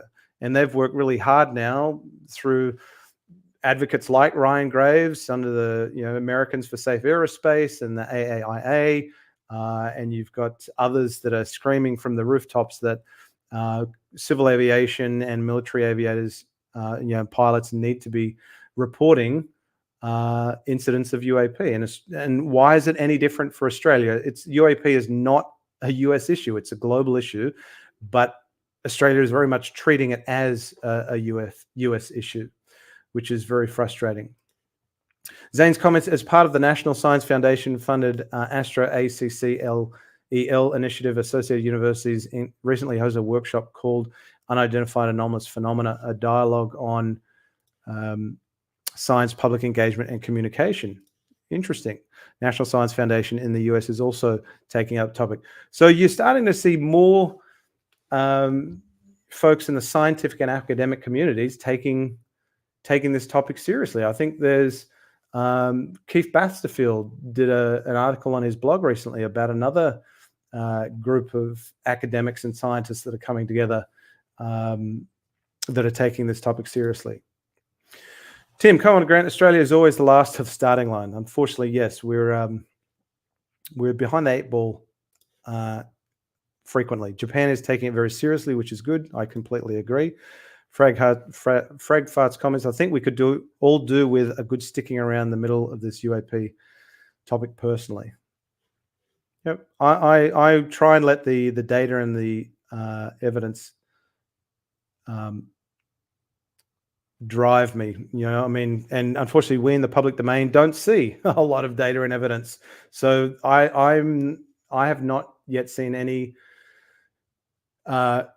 conclusive evidence that NHI has been interacting with this plan. I haven't seen that information, but it doesn't mean it doesn't exist. You've got Carl Nell saying unequivocally that there is zero doubt that NHI exists and has been interacting with this planet. Well, that's great that there are folks taking that topic seriously that have seen classified information that maybe has hopefully led them to that conclusion. Are we going to see that in the public domain?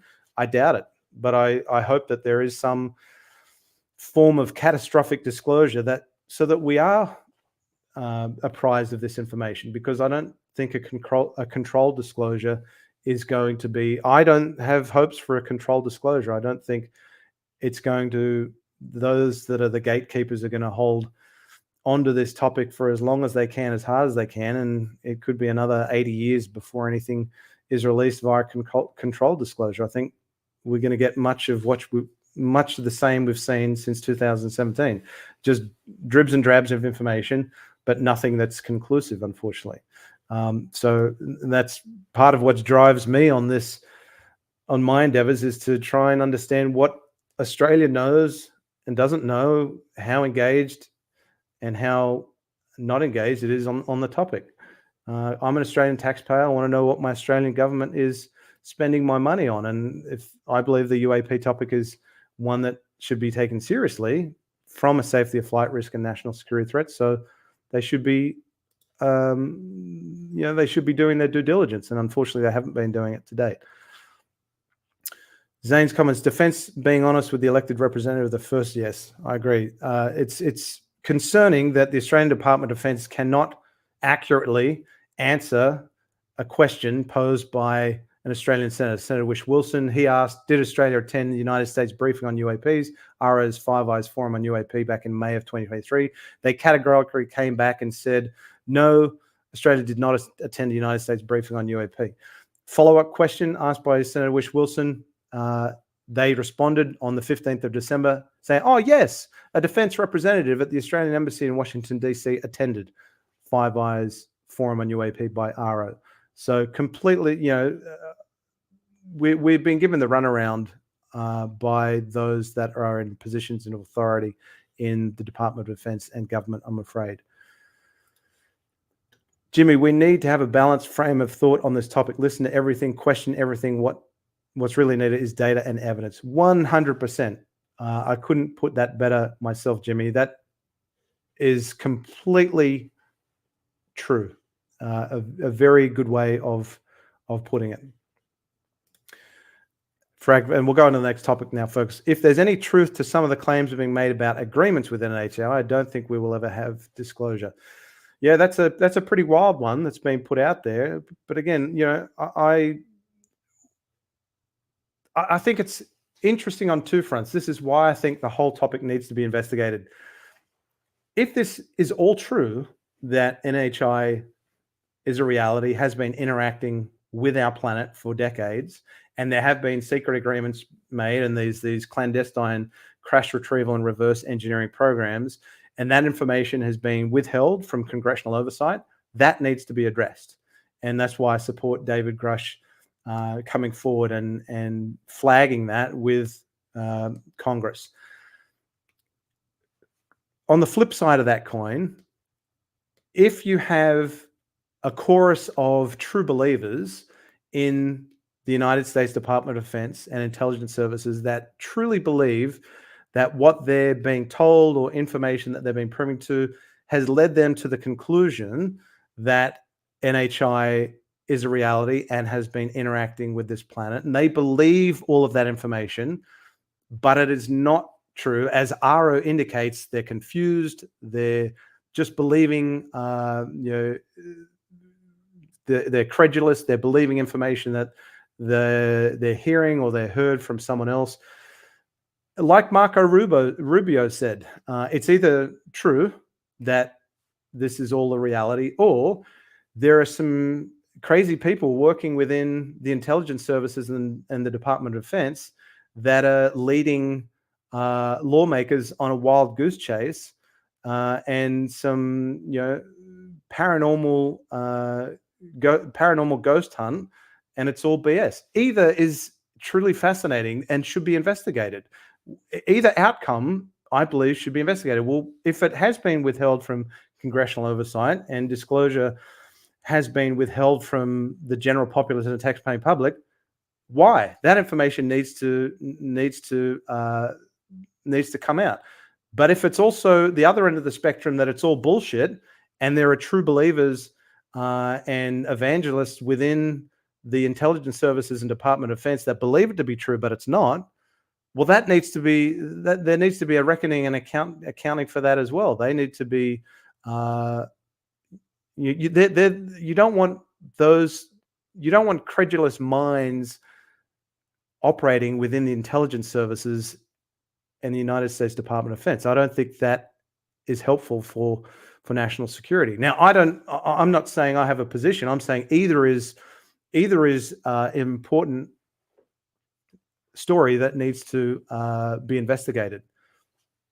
Which one it is, I honestly don't know. And I frustrated that David Grusch's classified testimony has still not been heard by the House Oversight Committee. I hope that the House Oversight Committee is able to secure a select committee on UAP so that have subpoena power, and they will be able to call witnesses, compel witnesses to testify, because I think there needs to be people that claim to know this information need to have an opportunity to come forward and reveal what they know in a public setting as well as in a classified setting before Congress. That's my position anyway. So let's now jump on over to the next thing I wanted to cover off on was Ross Coulthart was recently invited to address be the keynote speaker at the SCU, Scientific Coalition for UAP Studies.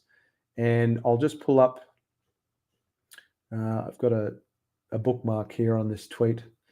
Let me just pull it up for you. Just bear with me 1 second, folks. Where is it? Here we go.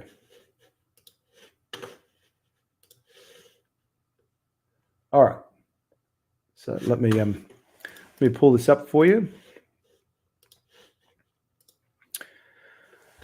So Ross Coulthart recently posted via the News Nation YouTube account his entire keynote address at the SU conference. It's linked in the show notes below, so if you haven't had an opportunity to watch it, feel free. I found it to be a fascinating keynote for primarily this reason. I put a tweet out, as someone who's been closely following Australia's engagement and lack thereof on the UAP UFO topic, it's fascinating to learn more about Aussie involvement in alleged crash retrievals from Ross Coulthart. I asked Ross about this briefly last August when I had him and Bill Chalker and another researcher on my channel for an interview, and am pleased that Ross is now in a position to provide more information. So I asked Ross about Australia's potential involvement in UAP last August, and I'll play this for you. With somebody in a minister's office about this recently. They were asking me for my advice because they'd heard about the Larry Maguire letter, which mentions the AUKUS agreement. He's a Canadian MP who raised with the Canadian Defence Minister allegations of a crash retrieval program that Canadian scientists are allegedly working on with the US in Canada. And whilst it's been a very qualified and careful and, how does one say this, slippery denial from the Canadian Defence Ministry, I'm pretty confident that there is something to the fact that Canada is working with US scientists on a crash retrieval program.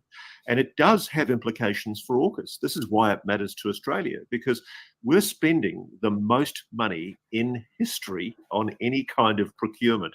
We're spending $400 billion, and it'll probably be well in excess of that, on attack nuclear submarines from the United States. What if it turns out that after we've signed these contracts, it's revealed by the US that it's fooled its ally and that it's working on technology that would supersede that technology by thousands of years? What if it turns out that the United States has developed propulsive techniques that they're not revealing to even its Five Eyes allies? That's why they need to be upfront. That's why, frankly, if I was Australia, I would be demanding answers behind the scenes. I would be asking. And that's why Larry Maguire, the Canadian MP, in his letter to Anand, the Canadian Defence Minister, raised this as an AUKUS issue, because he said it. He knew that it was a concern that would be raised by other members of AUKUS. And to that point, Ross, do you have any knowledge of Australia's involvement in the Five Eyes foreign material program as it pertains to UAP? I've spoken to Australians, ex-special forces, who tell me that they've been involved in a crash retrieval, period. Within Australia or in or abroad? I can't comment. Yeah. Understand. So it was really that last that question that I asked Ross at the end that I found fascinating. That kind of leads into. Let me just pull this back up for you. There we go. Let me just close this down, folks. Whoops. There we go. So now, if we go back to what Ross. This is what Ross had to say. That was in August of last year. This is what Ross had to say in his keynote at the SCU. My first breakthrough in the program was actually an Australian alleged linked UAP retrieval. Details from an Australian Air Force photographer who some decades back was summoned by his commanding officer in Darwin and told he would be helping the Americans out with an unspecified overseas photography job. I've never spoken about this before, and I've got to be careful to protect my ongoing inquiries. This military photographer, though, was told that the job was very secret, and it was obvious the Australian commander had no idea what he was being asked to do. It was totally need to know. And strange as this request by a foreign military like America may sound, this is how Australia does things. We've been very much a servile, willing supplicant to American intelligence and British intelligence for many, many years. And a lot of the people I know inside Australian intelligence are rightly quite proud of some of the things we've done to help defend Western democracy. And so I am about to tell you about an alleged Australian involvement in what I suspect was a non-human craft retrieval. Because what this Australian military photographer said he was tasked to do was he was picked up by an American Air Force plane in Darwin, flown to a remote southeast jungle location, driven into a deep part of the jungle, and as he described it, there in the jungle was a disc-shaped craft. Under intense supervision, he was told to photograph everything about it, inside and out. He was then told to develop the negatives in front of his American supervisors. He then had to hand over the photographic gear and the camera and the film and make sure that he wasn't taking any with him. He was then warned not to discuss with Australian superiors what he'd done and what he'd seen, and he never did. I was the first person that learned about what had happened. As far as I know, the Australian government has no idea that this Australian serviceman was involved in a retrieval operation. And the interesting thing was, when I first spoke even tangentially about this incident, I got phone calls from people I knew in Special Forces in Australia saying I should speak to certain people. And I was introduced to Australian Special Forces soldiers who'd been on secondment to the British SAS in Hereford. And one of them told me he'd been involved in a retrieval in a European country of a craft. So two specific instances there. You've got a Royal Australian Air Force personal officer being whisked away to take photographs of a UAP in the jungle. It was kind of, when I heard that again, it rang true of Michael Herrera's story, which, you know, believe of it what you will. Just interesting that it was in Indonesian remote jungle. And then obviously as a result of that story, you had folks of the Australian Special Forces coming forward to Ross and telling him of their stories. And this one of former Australian Special Forces being recruited into a crash retrieval program in Europe. So again, you know, who knows if it's true or if it's bullshit, but I think it's just fascinating either way to learn that more about the latter part of what Ross said there, because that kind of builds on what I was pressing him on in August of last year. So will more information come to light over time? Hopefully. I mean, it'd be great if those individuals were in a position to come forward. And if, you know, folks in the Australian Department of Defence are not even aware of, if it is true, and you've got you know, defence personnel and special forces being involved in crash retrieval programs, and that's knowledge that's unbeknownst to the Australian Department of Defence, that's a real concern, and that obviously, you know, shits in the face of everything that the Australian Department of Defence and Royal Australian Air Force have said on this topic, that move along, folks, there's nothing to see here. So again, you've got these contrasting, it's frustrating. You know, Australia in many respects is kind of like the AARO of our country, where say, move along, folks, there's nothing to it, there's nothing to see here. And then the US, you've got the likes of David Grusch and Carl Nell and others that have come forward and saying that this is a reality. And you've got folks coming forward to Ross saying that, you know, Australia has had alleged involvement in crash retrieval programs. So interested to get your thoughts. Feel free to put it in the live chat or the comments below. But I just found it interesting to get a little bit more information from Ross out of the SCU. And what I also found to be very interesting that came from Ross at the SCU is that I don't have a clip of it here, but at the end of towards the end of his keynote, he announced a new institute that he's a part of, that's dedicated to advancing our understanding of non-human intelligence. So it's called the Non-Human Intelligence Research Institute, NHIR Institute, and it's an Australian-based private organization that's been founded by a gentleman based in Western Australia, and I'll talk about him in a moment. But it says about us, the NHIR Institute is a unique organization based in Australia, founded with the aim of conducting research to advance science and policy surrounding unidentified anomalous phenomena that is linked to non-human intelligence. NHIR, an acronym for Non-Human Intelligence Research, speaks to the Institute's unwavering commitment to support and progress collaborative, rigorous scientific research into the phenomenon. The first of its kind in the Australian region, which is truly exciting and fascinating, but with global links. The NHIR Institute was founded in 2023, so last year, with a mission to draw on its learnings for the betterment of communities across the globe. And its mission is actually very much in alignment with what I've been trying to achieve. And that's a bit hard to read there. So let me see if I can zoom on in.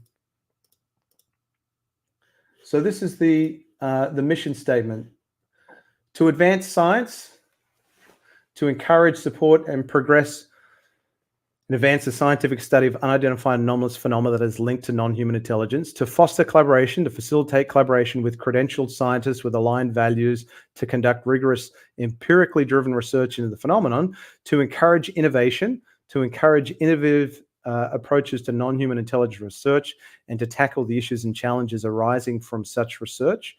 The collective goal of the NHIR Institute's team and the credentialed scientists we collaborate with is that our research findings will contribute to the development of key solutions for the current and future challenges facing our planet, to educate, move that up there, to share our research findings and provide an informed scientific basis to educate the public as well as key decision makers in encouraging reasoned, logical, and inclusive discussions.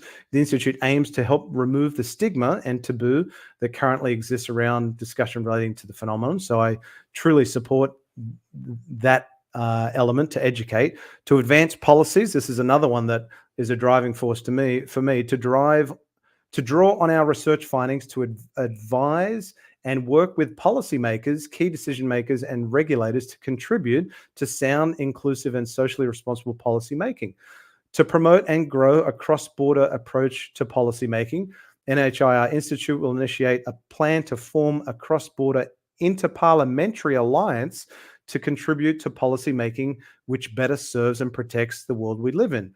To advance ethical and responsible practice, to advocate for ethical and socially responsible practices in non-human intelligence research, while NHIR Institute supports public disclosure and the phenomenon from governments, but most importantly, for its critical research value, we emphasize that we respect the need to protect national and global security. To provide support and advice, to governmental bodies, research organizations, and private enterprises in the advancement of non-human intelligence research with rigorously tested and reviewed data-driven scientific research. Part of this support will see NHIR Institute sponsoring events, interesting, which are aligned with our purpose of advancing science and policies relating to the phenomenon. And finally, to foster transparency within privacy law and other legal constraints. NHIR Institute pledged to increase transparency and encourage open discussion supported by research for the benefits of the wider public. So really interesting to learn that, you know, there's now an Australian organization that is dedicated to advancing the conversation on the UAP phenomenon, and obviously the potential for NHI disclosure. I mean, the thing that is obviously, if we look at those that are a part of this effort, can't seem to, I've got to zoom out a bit here. Obviously, the two people that are involved at the moment, can't zoom for some reason. Let me zoom out again. You've got obviously Ross, and you've got Dr. Anton Uvarov, brings a career-long dedication to advancing science. I won't read through his whole bio because this is linked in the description. Based in Western Australia, Dr. Uvarov has earned a reputation as a smart value investor and corporate leader, successfully establishing and growing several companies in the healthcare industry with a strong interest in clinical development, developmental neuroscience and computational psychiatry. So an interesting, interesting skill sets and education that he comes from. Dr. Uravov started his investment career as an equities analyst with Citigroup in New York. And it talks more a little bit about him. So, and what's really interesting, I find, is the projects that the NHIR Institute committed to. And one of them, I'll just refresh so I can scroll down the screen here. There we go. Is this one.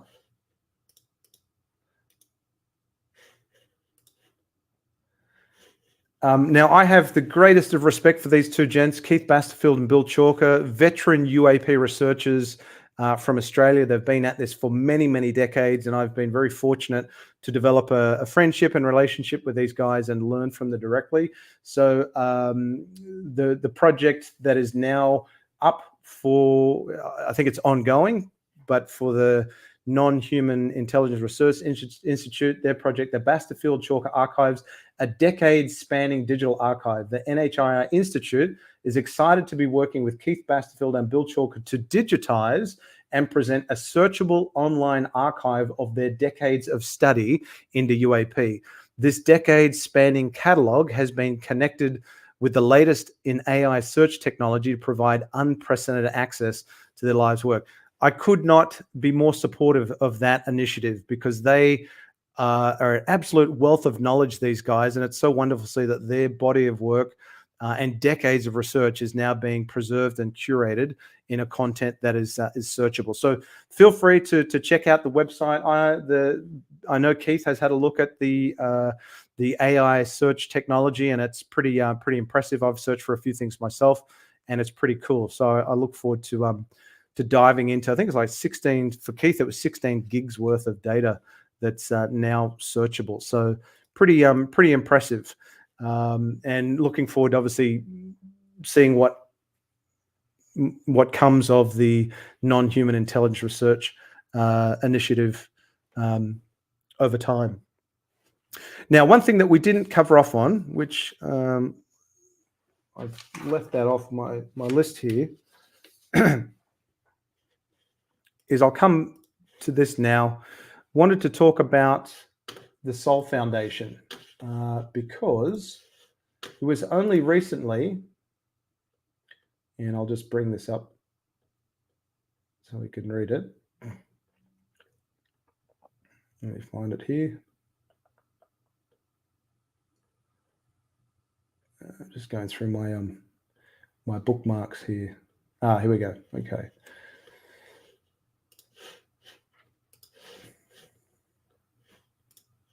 So let's pull this up.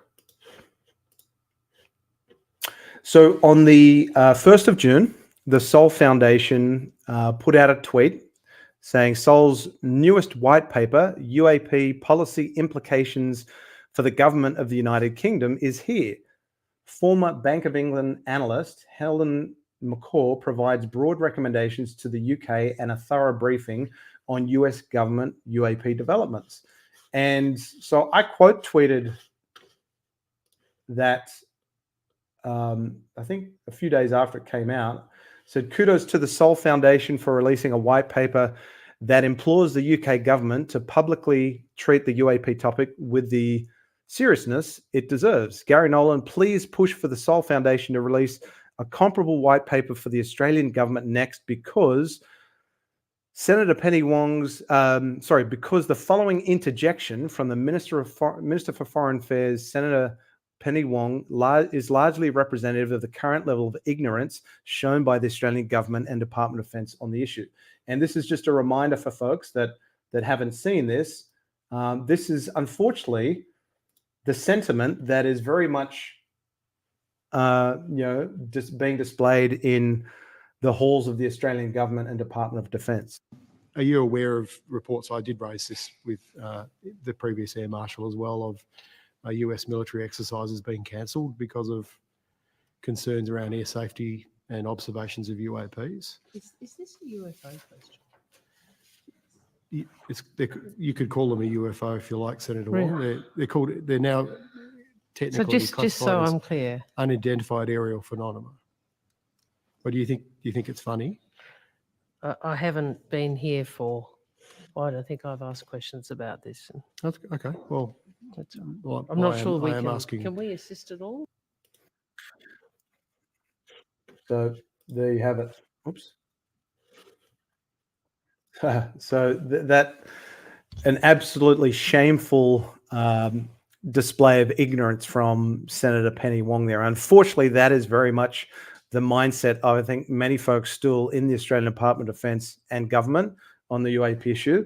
So that's why I'm really kind of encouraged by this, white paper that the Sol Foundation has put out, because I think it's now we're seeing the work of the Sol Foundation come together, and obviously, whether or not this white paper has any traction with members of Parliament in the UK, it will be interesting if this is a roadmap or a formula that may then prove fruitful for Australia to, and I've flagged this with Senator Whish-Wilson. I've let him know that the Sol Foundation has now released a white paper that's encouraging the UK government to take the topic seriously. I'll just read through the executive summary. I won't read through the whole thing. You can have a read of this in the link is in the show notes below. But unidentified anomalous phenomena, UAP, previously known as unidentified. Let me zoom on in so it's a bit easier on the eyes here. And I'm going blind as well. So previously known as unidentified flying objects are real physical objects that have been seen around the world for decades. They are a global phenomenon. Many governments have conducted UAP investigations and disclosed significant military and civilian encounters with them. UAP are advanced technology objects that have registered on calibrated military instrumentation that include radar, infrared, electro-optical. We've talked about infrared and electro-optical imagery that was released by AARO on the Eglin UAP. So whereas other UAP-related imagery collected on those systems, because that now can be, there's a precedent now that can be declassified and released, and weapon seekers. These are numerous incidents where UAP have been reported near nuclear weapons technology and capabilities. Furthermore, there is legitimate reason to conjecture that in the near future, the US government will publicly disclose that a technological advanced non-human intelligence is responsible for UAP and engaging with humanity and the planet. So interesting that the author of this white paper has taken that position. I'd be interested to learn if they have any information that's been shared with them above and beyond what's in the public domain. We refer to this as UAP disclosure. Indeed, credible testimony from US Navy pilots and former high-ranking US government officials, along with recent legislation on UAP enacted through defense spending bills, strongly suggests that the US government is already in the possession of disclosing information about UAP. The UAP subject clearly holds enormous public interest. If UAP prove not to be designed by human beings, then we are dealing with unprecedented issues of existential consequences for humanity.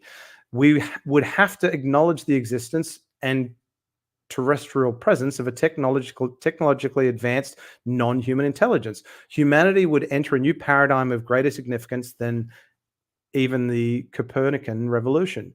If there is verified information about NHI, it should not be the sole preserve of governments. Humanity has a moral right to know. Furthermore, concealing information of this magnitude is not a viable long-term solution, as it is likely to be revealed eventually. If this disclosure happens abruptly and in an uncontrolled manner, it could lead to a significant societal disruption. This could occur through a variety of means, such as the government of the United States, an adversary, a scientific study, or even NHI themselves, should they exist. The UK government can manage the risk of uncontrolled disclosure by actively developing a careful plan to release and discuss information on UAP. This will take being proactive rather than reactive, engaging with our allies and carefully planning for a post-disclosure world. Whichever political party forms the next UK government after the general election on 4 July 2024, and I suspect this is why they've put this out first, because of the impending election, they must change the UK's current position on UAP. Despite engaging in the serious study of UAP in the past, the UK government is almost silent on the issue today. The cabinet is responsible for policy decisions on UAP, but Parliament should be as well, due to its role in examining and challenging the government, as well as its responsibility to the entire UK population. The UK government will likely face myriad issues on the UAP topic, so it is critical the civil service is proactively engaged as well. Where should the next UK government begin? The place to start is the UK's National Security Risk Assessment, NSRA, owned by the Cabinet Office. This is the UK government's principal tool for identifying and assessing national security risks faced by the UK and the public, and it has an unclassified and publicly available counterpart in the National Risk Register. Unidentified anomalous phenomena or variants thereof do not feature in the UK's National Risk Register, nor an internal risk dossier drawn up by the Labor Party's Chief of Staff, and are unlikely to be dealt with in the National Security Risk Assessment.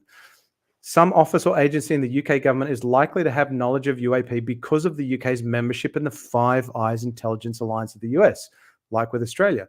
The UK Canada, Australia, New Zealand. Indeed, 2 senior members of the US intelligence community have publicly stated recently that the Five Eyes has been briefed on the UAP topic. Now, when they say 2 members of the US intelligence community, I know of one, and that's former AARO Director Dr. Sean Kirkpatrick, who announced the Five Eyes Forum on UAP in May of last year. I don't know of the other one. So if anyone knows, feel free to throw it in the chat. If the UK does have UAP knowledge, it's likely to reside within the Ministry of Defence and the Secret Intelligence Service, MI6, and perhaps the Cabinet as well. This white paper implores the UK government to publicly treat the UAP topic with the seriousness it deserves. The policy implications pervade almost every area of government and society.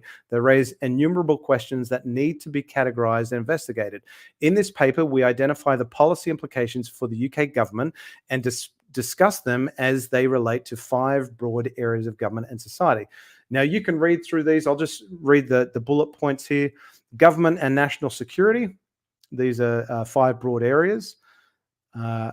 International relations, scientific progress and UK competitiveness, financial stability, social implications.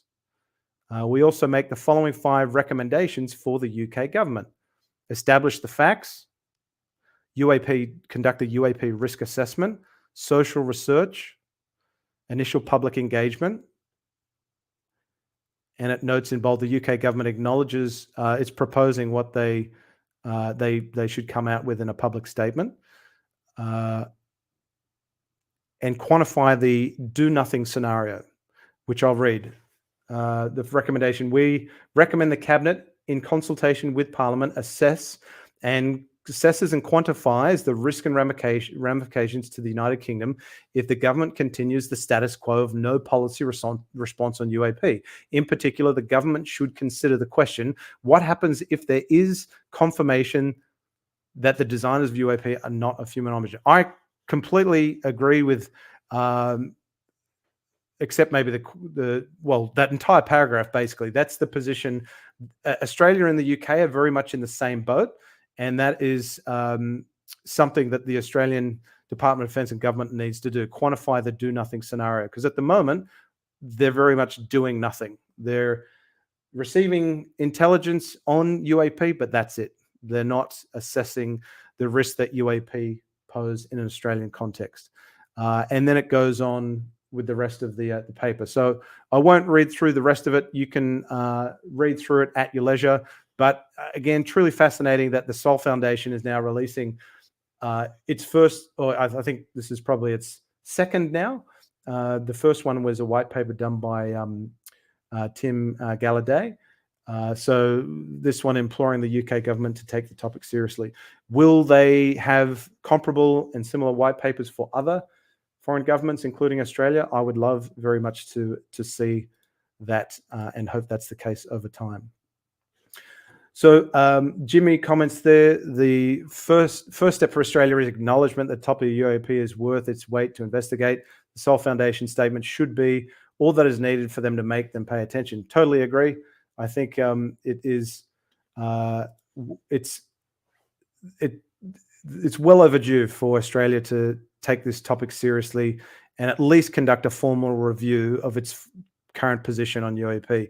RAAF says people can handle the truth. It's all about control. I agree with you in the respect that if the Australian government and Department of Defence said in 1996, move along, folks, there's nothing to see here. There's no compelling reason or scientific reason for us to continue to devote resources to the investigation of UAP.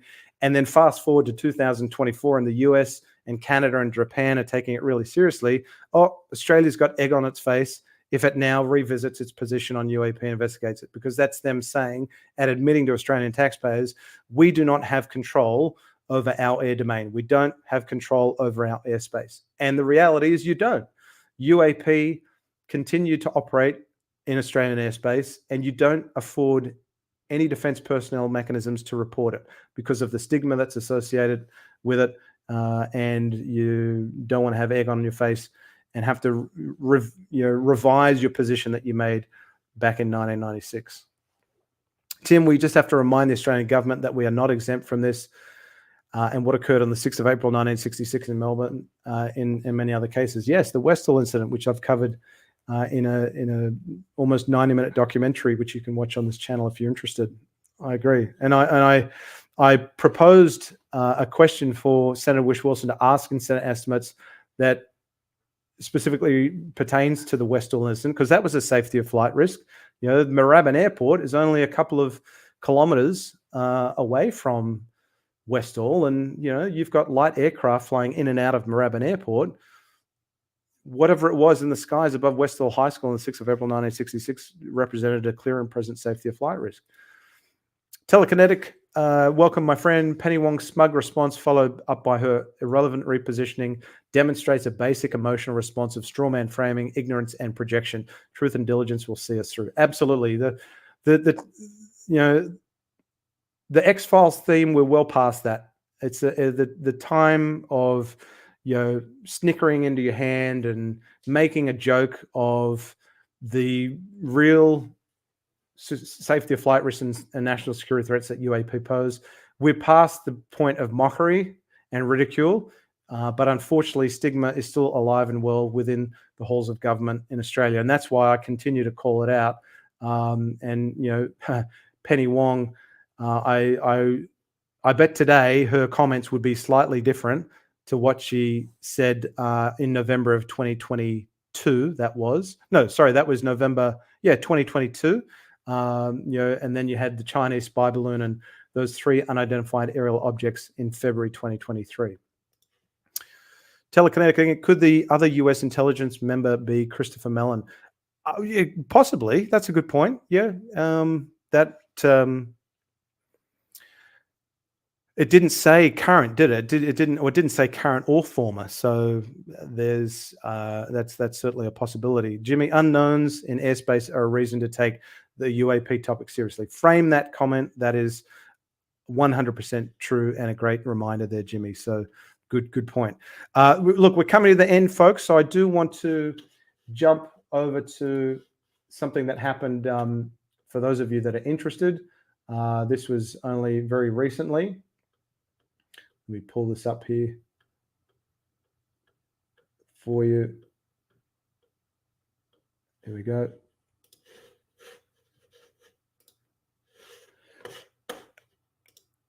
So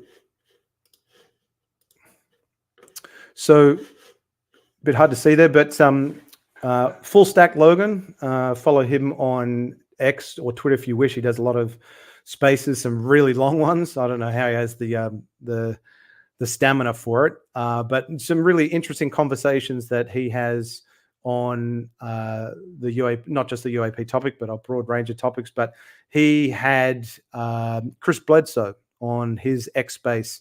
This was only a few days ago on June 10th, talking about his experiences with the UAP phenomenon, the lady. He's the author of a bestseller called UFO of God.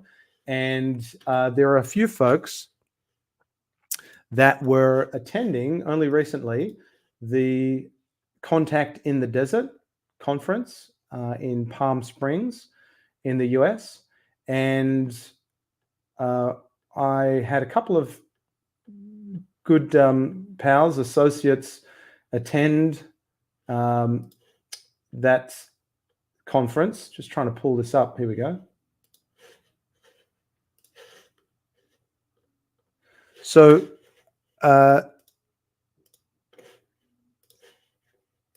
Roger Stankovic, who's a scientist, and he's also the director, the managing director for MUFON for Australia and New Zealand. He attended Contact in the Desert with James Rigney, another great guy and associate who had a part in getting the Wilson Davis memos released to the world. So Roger attended Contact in the Desert, had an opportunity to meet Matt Ford of the Good Trouble Show. And I commented that great to see you're over there, Roger. And another associate, TP Loft 2008, flagged with Roger that Chris Bledsoe was also attending Contact in the Desert. And it would be a good opportunity for Roger, if he had an opportunity, to have a chat with Chris. And there you can see there is Chris Bledsoe talking with Jeremy Corbell, who has also made an appearance with George Knapp. It would be great if Roger could ask Chris Bledsoe a question about his engagement with the Australian Department of Defence, because Chris Bledsoe has now has stated publicly in 2 podcasts that he did, one on the Danny Jones podcast here from, can't remember when it was that December of last year, and another one on that UFO podcast with Andy McGrillen. He had stated that he had engagement with the Australian Department of Defence, and that pricked my ears up because I wanted to know the nature of Australian DoD's engagement with Bledsoe. Why were they taking an interest in him when they aren't taking an interest in the UAP UFO topic, and they haven't done so since 1996? So I wasn't the only one that had some questions for Chris Bledsoe. My good pal Jimmy also, also had a question that he wanted Chris Bledsoe to ask. Jimmy in his reply to at Full Stack Logan's tweet was, I want to know from Australia, Mr. Bledsoe has spoken to, he has made claims to have correspondence with Australians in regards to his experiences, with some even visiting his house. So Jimmy asked that question, and I had a similar question that I wanted Chris Bledsoe to address. And so this is the question that I had for Chris Bledsoe. And let me pull this up for you. Because he wasn't taking questions from many people that were attending the space, and unfortunately I couldn't stay for the whole space, so I had to listen to the recording. So this was the question that I wanted to have asked. I directed this to Full Stack Logan. Quick question for Chris Bledsoe. During both your interviews on that UFO podcast and the Danny Jones podcast, you stated that the Australian Department of Defence had engaged you directly on your experiences. Could you kindly confirm how many people from AUDOD engaged you, and if he, she, they were acting in an official capacity for AUDOD? Because if they were, that information is FOIA-able, emails, phone calls, text messages, or was their engagement purely in a personal capacity? If they were representing if they were representing AUDOD and engaging you on Australian taxpayer dollars, in the interest of transparency, could you kindly confirm their names, as I would like to FOIA information pertaining to their engagement with you? If they were not representing AUDOD in an official capacity, why did you mischaracterize AUDOD's engagement with you in both podcasts? Fair question, not an attack. Just want to know, is it an engagement in an official capacity, or was it a personal interest that they had taken? So let me play for you now. Thanks to thanks to both. Let me just get this ready for you. So thanks to both Red Panda Koala and Full Stack Logan for asking these questions that Jimmy and I had posed. It was really good to get these responded to directly by Chris Bledsoe, because I have reached out to Chris Bledsoe's son, Ryan Bledsoe, on 3 occasions, Chris Bledsoe on Instagram, even Chris Bledsoe's daughter, Emily, trying to seek more information about Chris Bledsoe's engagement at AUDOD, and they've never responded to any of my inquiries. So this is the exchange on Full Stack Logan's Twitter space. It's the link to this space is in the show notes. So if you haven't had a chance to listen to it, feel free. It goes for about 3 hours and 40 minutes. The first probably half hour is them trying to resolve some technical issues, getting Chris into the space, because he had to join via Zoom. But these are the questions that were asked and the responses from Chris. Yes, this is from Grant and James. They both were wondering if you could elaborate on who from the Australian Department of Defense you spoke with, and like what they were interested in related to your experiences. Well, I can't say who. I can say we chatted for several months, and they were calling me, and they were digging into everything they could find out, from who I deal with to what it is I'm doing, and every aspect of it. And it's quite okay. I would think that every government would want to know. In fact, every government is studying this, whether they want to tell you that or not. And I have a lot of eyes on me, from foreign countries to our own. And so, but I can't say who. But yeah, they're very interested.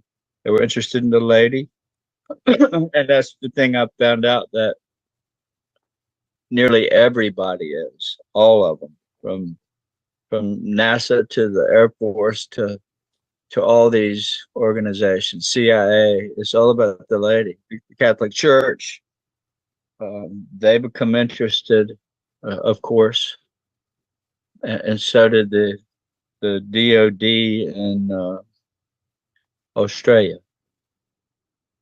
I have a question here first, though, maybe real quick. It's from maybe that's not important. He says, I'd love it if you'd ask the following question. During both your interviews on that UFO podcast and the Danny Jones podcast, you stated that the Australian Department of Defense had engaged you directly. Could you kindly confirm how many people from the Australian DOD engaged you, and if he, she, they were acting in an official capacity or purely personal? Well, it was one particular person, and he was at the top, as high as it gets into that realm. And he didn't call me as a personal matter. These people never do anything personal. It's all about finding out what they can find out. And I have the Chinese people on me.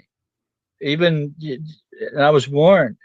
I've been warned about all these governments are watching me, all of them. Not one, but all. And I would think something's mighty wrong if we can't understand why our country wouldn't be looking into this kind of thing. Because they are. It's top priority in every government. They just don't act like it. But I promise you, everybody's interested, including Australia, the British government. They're very interested. And if they wasn't, I'd wonder why. But yeah. Who I can't say. I don't want to say.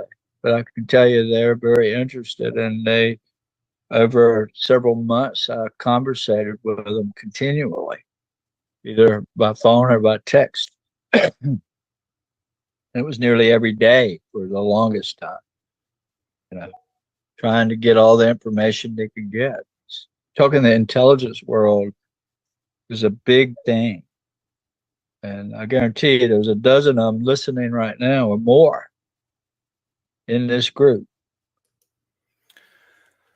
So there you have it. So we got some breadcrumbs there. We've got a male in the Australian Department of Defense. Now, we don't know if that's intelligence services, could be Defense Intelligence Organization, Australian Signals Directorate. He hasn't obviously gone down that path, but we know there is someone in that represents the Australian Department of Defense, a male, that's in a very senior position, that engaged Chris Bledsoe for months, almost every day, by a combination of phone and or text, about his experiences with UAP. And I know, Zane, you had a question about, is he saying, let me get rid of this, is he saying milady? No, he's saying the lady. It's an apparition that looks like a lady in a white flowing gown. You'd have to listen to his story. I don't want to butcher his experience, but what frustrates me about Chris Bledsoe, his claims, is that he's made a lot of claims. He claims that he can summon UAP on command, that he's been gifted with healing powers. He can heal. He's been healed of his own ailments, Crohn's disease, and he can heal ailments of others. He has claimed that the Australian Department of Defence, the British Ministry of Defence, the CIA, the FBI have all made contact with him. We do know that NASA, people that work for NASA, have contacted him, Timothy Taylor being one of them. And I know Jimmy has got a lot to say about Timothy Taylor. Why that individual is still in the shadows and hasn't come public is a bit of a mystery. We know that Diana Walsh-Pasolka references Timothy Taylor as under the pseudonym of Tyler in her book. So there are a lot of people clearly interested, or allegedly clearly interested in Chris Bledsoe, and I want to know why. I mean, it's unambiguous to me in Chris Bledsoe's comments there that someone in a senior position, a male in the Australian Department of Defence, engaged Chris by telephone and text in an official capacity. He said it wasn't personal. They never do anything personal. So in an official capacity on his experiences, and they wanted to know about the lady. So if that is in an official capacity, one, if you're operating off the Australian taxpayer dollar, on that engaging Chris Bledsoe, I want to know about it. I want to be able to FOIA information, telephone records, if there's any recorded conversations, those text messages. I want to know what that engagement is by and between the Australian Department of Defence and Chris Bledsoe, because the Australian Department of Defence officially has not taken a position on UAP. It said there is no compelling or other scientific reason for the Australian Department of Defence to continue to devote resources to the ongoing investigation of UAP.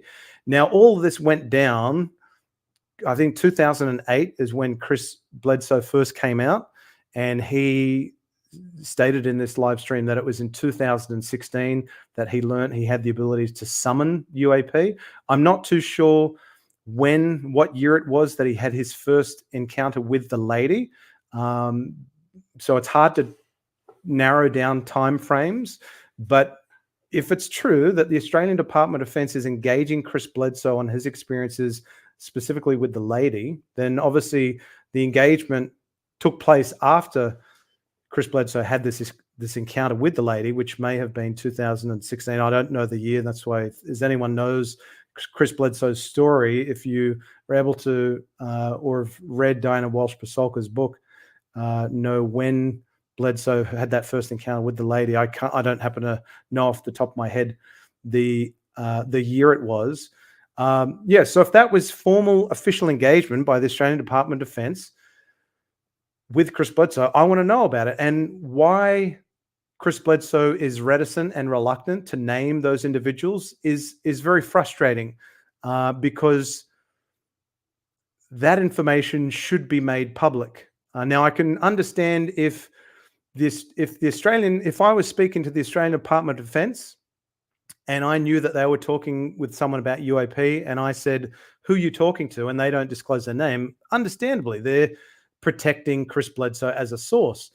But the Australian Department of Defence isn't a source for Chris Bledsoe. Chris Bledsoe is the source. They're engaging Chris Bledsoe.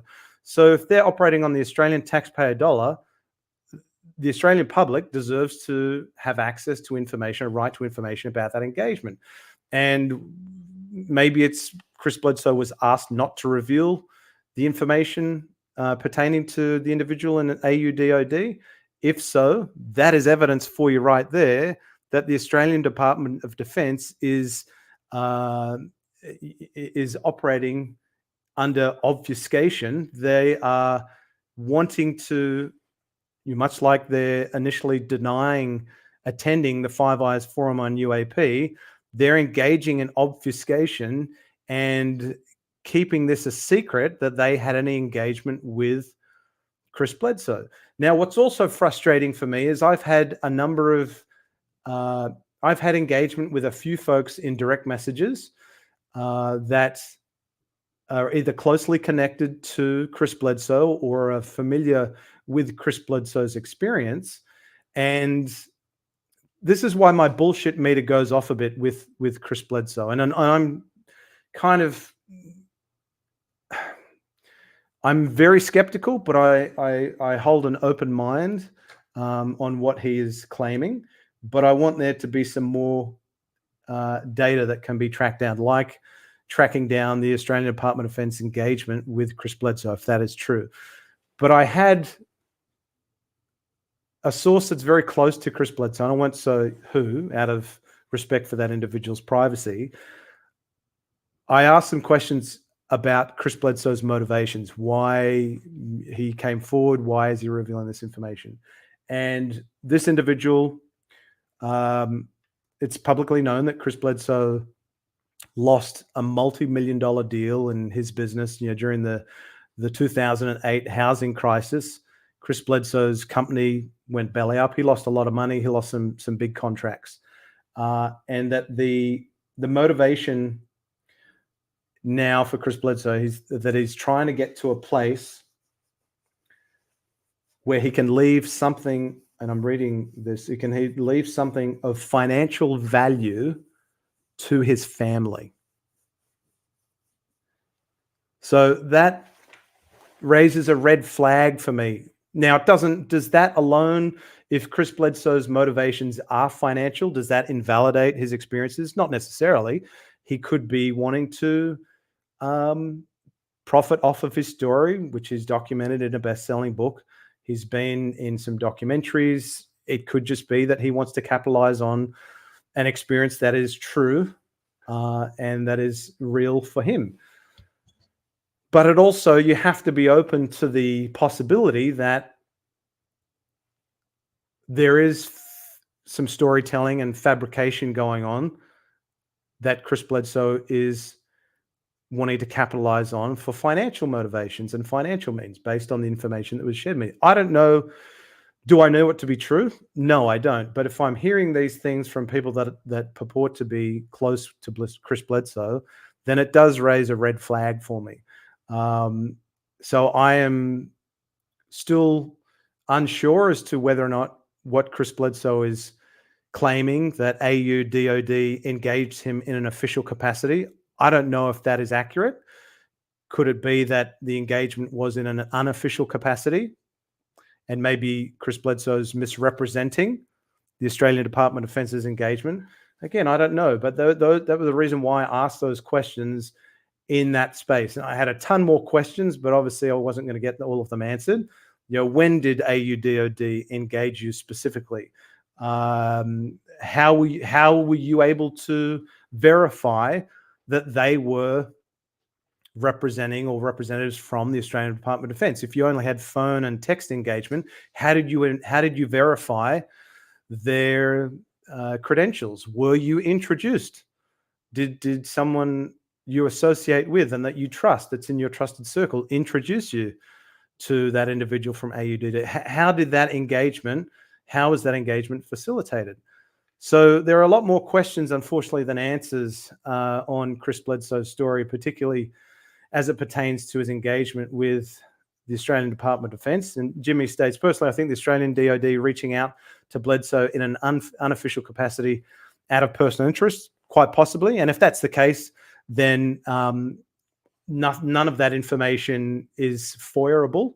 If it was all done on the personal dime of that individual, not going to get any information out of it. But why is someone in a senior position in the Australian Department of Defence taking a personal interest in Chris Bledsoe and his experiences and his claims? Then Zane says, Grant just said it was official. Well, that's what Chris Bledsoe said in that space. He said it was not in, let me play it again for you. And you can make up your own mind. This is what I took it to be. I have a question here first, though, maybe real quick. It's from maybe that's not important. He says, I'd love it if you'd ask the following question. During both your interviews on that UFO podcast and the Danny Jones podcast, you stated that the Australian Department of Defence had engaged you directly. Could you kindly confirm how many people from the Australian DOD engaged you, and if he, she, they were acting in an official capacity or purely personal? Well, it was one particular person, and he was at the top, as high as it gets into that realm. And he didn't call me as a personal matter. These people never.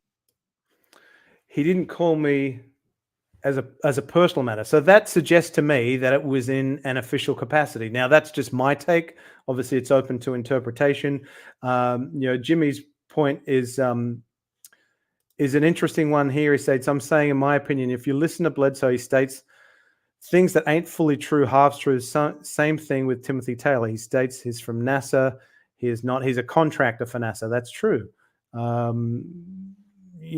it's hard to kind of separate the wheat from the chaff sometimes with what Chris Bledsoe is saying. Zane, I would take offense to a high-ranking Oz DoD official uses their position to do side quests while lying to Australian Parliament. Very true. And if it wasn't an official capacity, then that information is FOIAable. RAAF, so the lady or something similar was seen in Australia. Not in Australia. So Chris Bledsoe is based in, is it North or South Carolina in the US? He had, I would encourage you to listen to the space. He talks about his experience and pretty comprehensively and takes some, questions, a couple of verbal questions, but those that were posted to the space in the chat. Telekinetic, you should at least be allowed to know if DoD has inquired about UAP related information with any US citizens like Chris Bledsoe, dates and how data relates to Australia's national security. 100%. And that's why I'm trying to narrow down information from Chris Bledsoe. I mean, if I had, dates, department, name, at the moment, it's kind of a wild goose chase. I have no idea who to submit the FOIA request to. If I make it a broad request saying, show me, correspondence with electronic correspondence, including telephonic correspondence and SMS correspondence by the Australian Department of Defence with Christopher Bledsoe Sr., that's just too broad of a search. You have to know which department within the Australian Department of Defence. At a minimum, you need to know the individual in question that you're going to be that's in the scope of your request. If you keep it too broad, it's going to get knocked back. It's going to be refused. So I need, unfortunately, more information to go off. And this is where something similar happened with Dr. Stephen Greer. Dr. Stephen Greer said on a podcast that he had briefed a former Australian Minister for Defence about a decade ago on UAP. And so that gave me some specifics I could go for a decade ago. So I could look, 10 years back, 2013, 14 circa, and the then Australian Minister of Defence. That's public information, so I could identify that. Now, I wasn't able to retrieve any documentation from the Australian Department of Defence pertaining to that alleged engagement between Dr. Stephen Greer and the Australian Minister for Defence at the time. And I couldn't go after what Dr. Greer had sent the Australian Minister for Defence, but I could go after correspondence or reply correspondence that the Australian Minister of Defence or his office had with Dr. Stephen Greer, because you think there would be some form of audit trail or record. So it's frustrating. Akashi Chris, welcome, my friend. Great to see you. Thanks for joining on your side of the world. We've got a few others joining. Winsome Lee, can we check to see if anyone he knows has passed from cancer? I'm seeing posts where he claims aliens can cure. Yes, he has made some pretty big claims that he has the ability to cure cancer, which also is a glaring red flag in my book. But again, I'm skeptical, but keep an open mind. Zane, I don't know who this Bledsoe person is. Do listen to the space if you have time, Zane, or have a listen to the Danny Jones podcast from December of last year. It is a fascinating story, but I am highly skeptical of the claims that Chris Bledsoe makes. Trust but verify, right?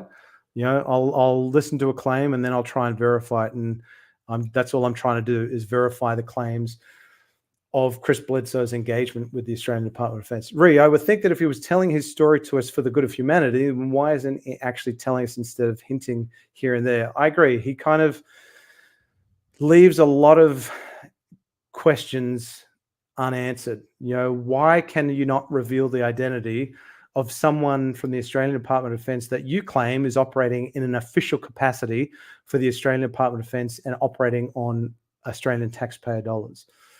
That should be information that you should be in a position to reveal. Timothy Taylor's engagement with any Australian DoD, FOIAble. Absolutely. If we knew time frame, which department and or individual in the Australian DoD may have had engagement with Timothy Taylor. Without that information, unfortunately, it's kind of like throwing a dart blindfolded at the dartboard. Fortunately, not able to get a lot of information. So it was great. Obviously, I'm appreciative that Red Panda Koala and at Full Stack Logan were able to ask those questions, and we've got now more information directly from Chris Bledsoe than we've ever had before on his alleged engagement with AUDOD, but so many more questions remain. Last thing I wanted to leave you with, folks, is recently there was, and I have to thank, I won't name who, but thank the person out there that had flagged this with me, because I found it to be a thoroughly informative and thought-provoking documentary series.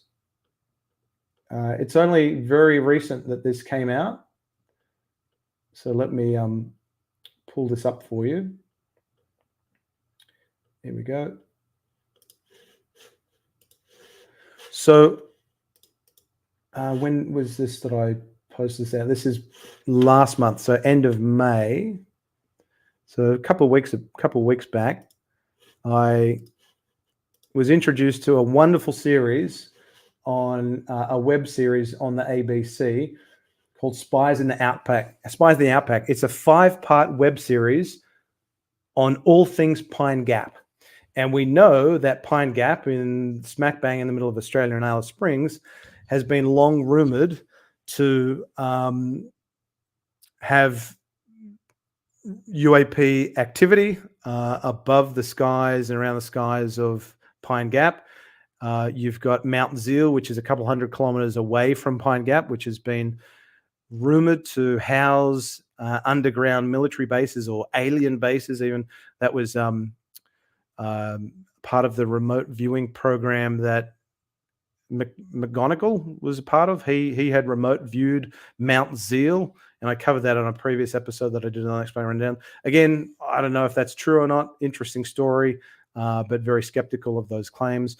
Anyway, this is a wonderful series that was put out by an ABC journalist, Alex Barwick, on the enduring mystery and secrecy that surrounds Pine Gap in outback Australia. And this particular episode, I think it was episode 4, they interview the only employee to date that's been approved to officially talk about Pine Gap, and that individual worked for the the NSA in the United States. So I won't show you the whole episode. Let me just show you a bit of a preview as to what this is all about. This is from the first episode of Spies in the Outback, Selling a Spy Base, and I'll just cue it up for you at the right spot so you can kind of get a sense as to what's covered in this.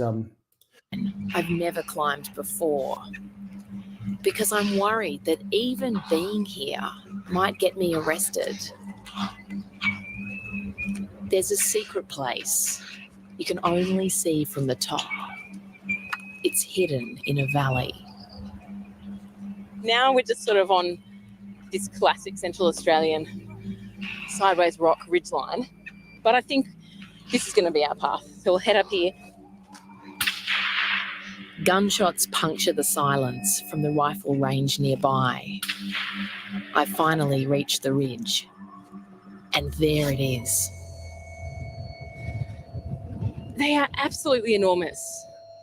It is weird that the way they're sort of just perched, as if they're suspended in the landscape.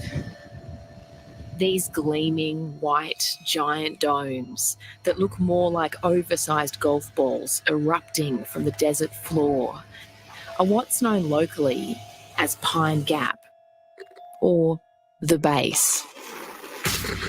This secret place in a secluded valley 18k south of Alice Springs has welcomed global power brokers, seen thousands call for its closure, is rumoured to have brought a Prime Minister to his knees. And that's only the beginning.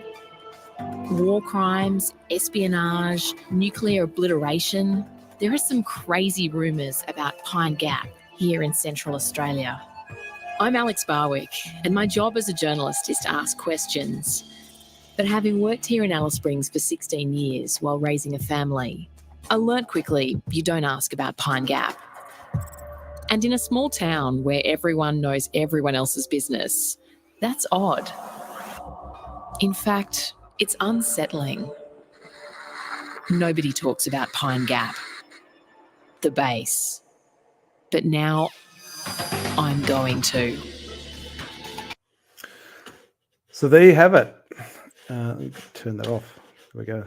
So that's just kind of a teaser for you as to what the 5-part web series are all about. I've linked every episode for you in the show notes below. So if you haven't taken a look at it, it's a truly fascinating series. Obviously, Pine Gap is fascinating in ufology because of the reports of UAP activity in and around Pine Gap, Mount Zeal, as I mentioned before, and the fact that Pine Gap is a jointly operated US-Australia top secret military site where a lot of surveillance, satellite surveillance data is, received at Pine Gap and then relayed to various Space Force bases in the United States, Air Force bases. So the question that I've had for a long time is, because Pine Gap is operated by both US and Australian defense personnel, as well as intelligence personnel from the US, CIA and NSA, what UAP data are Australian defense personnel based at Pine Gap potentially exposed to, whether it be raw UAP data or sanitized data? Are they exposed to any UAP data whatsoever? And so after watching that 5-part web series, I reached out to Alex Barr, that journalist, and I provided her with a lot of background information on UAP in an Australian context. And the question is, is UAP data that's collected at Pine Gap and relayed to the United States, is that data accessible by Australian defense personnel at Pine Gap? And if so, is any UAP-related data shared with the Australian Intelligence Services, Australian Department of Defense? So, Alex Barr, that could be another thread for her to pull on, and I hope that she looks at the information that I provided to her, and if I get any responses from her on her appetite to investigate that a bit further, I'll be sure to circle back and share that with you. So feel free to check out that 5-part web series. Really fascinating. I found it to, I think it's probably the most comprehensive and exhaustive documentary that's been done on Pine Gap to date. So really, really interesting, looking at its history through to what we know about Pine Gap and so on, and the people that work there are sworn to secrecy and so on. So as we wrap things up now, folks, just covering off on your comments that you've thrown my way. Grant, try and find out about the secret base in Tassie too. Only heard about it for the first time the other day. I'm not aware of that, Ree. So feel free to drop that in the chat or in the comments in the video, and I'll be happy to explore that.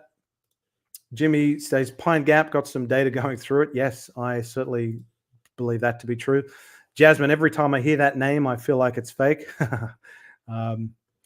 No, it's well and truly real.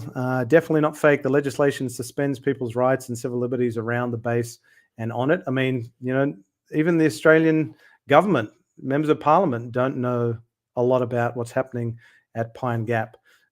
Former Defence Minister Kim Beazley was briefed on Pine Gap, and he knows a lot more than the general public does. But CIA certainly has a stake at Pine Gap.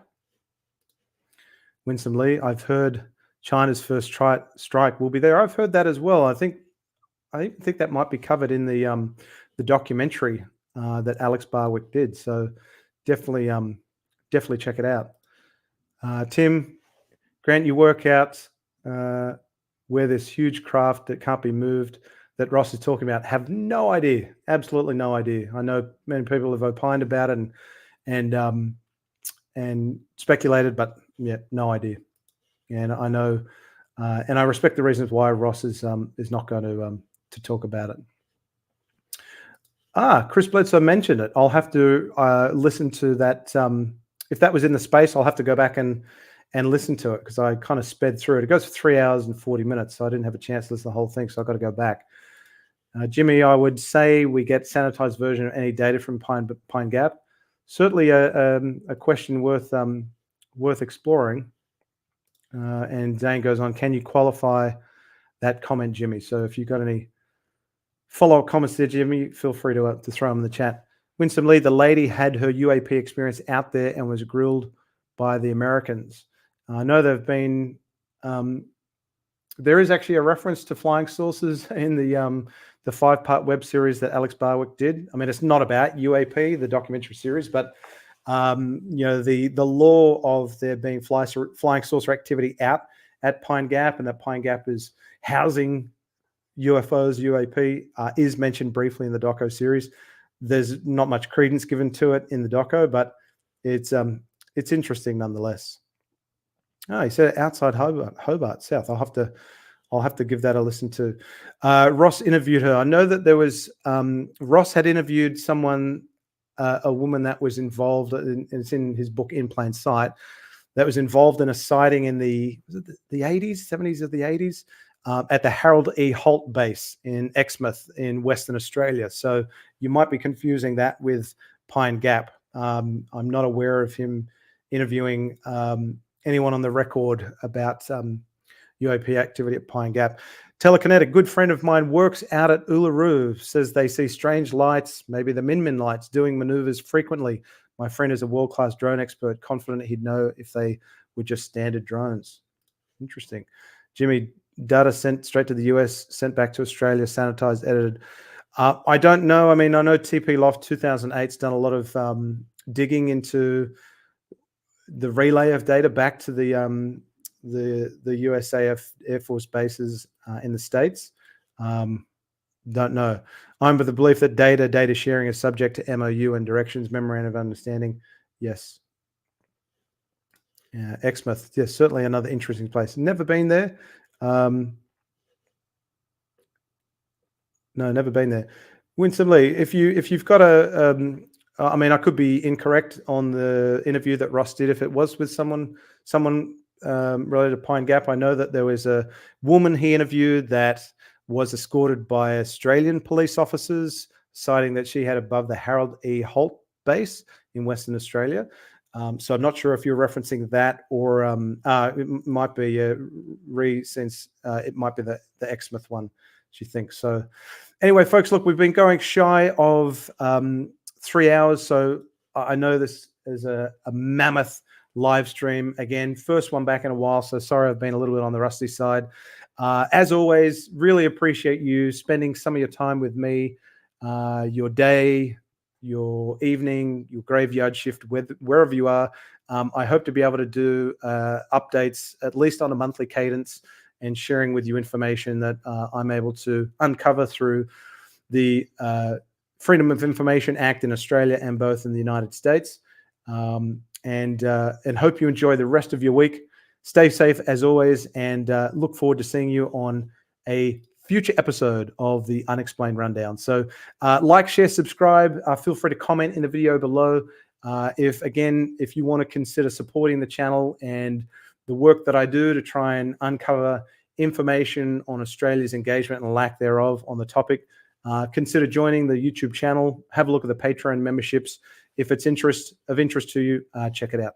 Otherwise, I'll see you next time on another episode of the Unexplained Rundown. Oh, Jasmine, you can't keep doing it. I thank you, my friend. I truly appreciate your ongoing support. You're a valued Patreon member.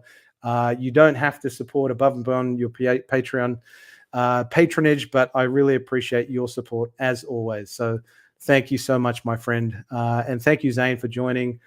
Thank you, Mark. Thank you, Jimmy, as always. I appreciate your friendship, my friend, and the great research that you do, keeping me apprised of updates on what's happening in other topics. And thank you, Ree. So thank you all again for joining me, and look forward to seeing you again on another episode of the Unexplained Rundown. So bye for now. If you have enjoyed this episode of the Unexplained Rundown, please consider giving it a thumbs up, sharing with your friends, family, colleagues, and social network, as well as subscribing to the channel. And if you'd like to be notified whenever the Unexplained Rundown goes live, premieres, or posts a new video, be sure to ring that cowbell.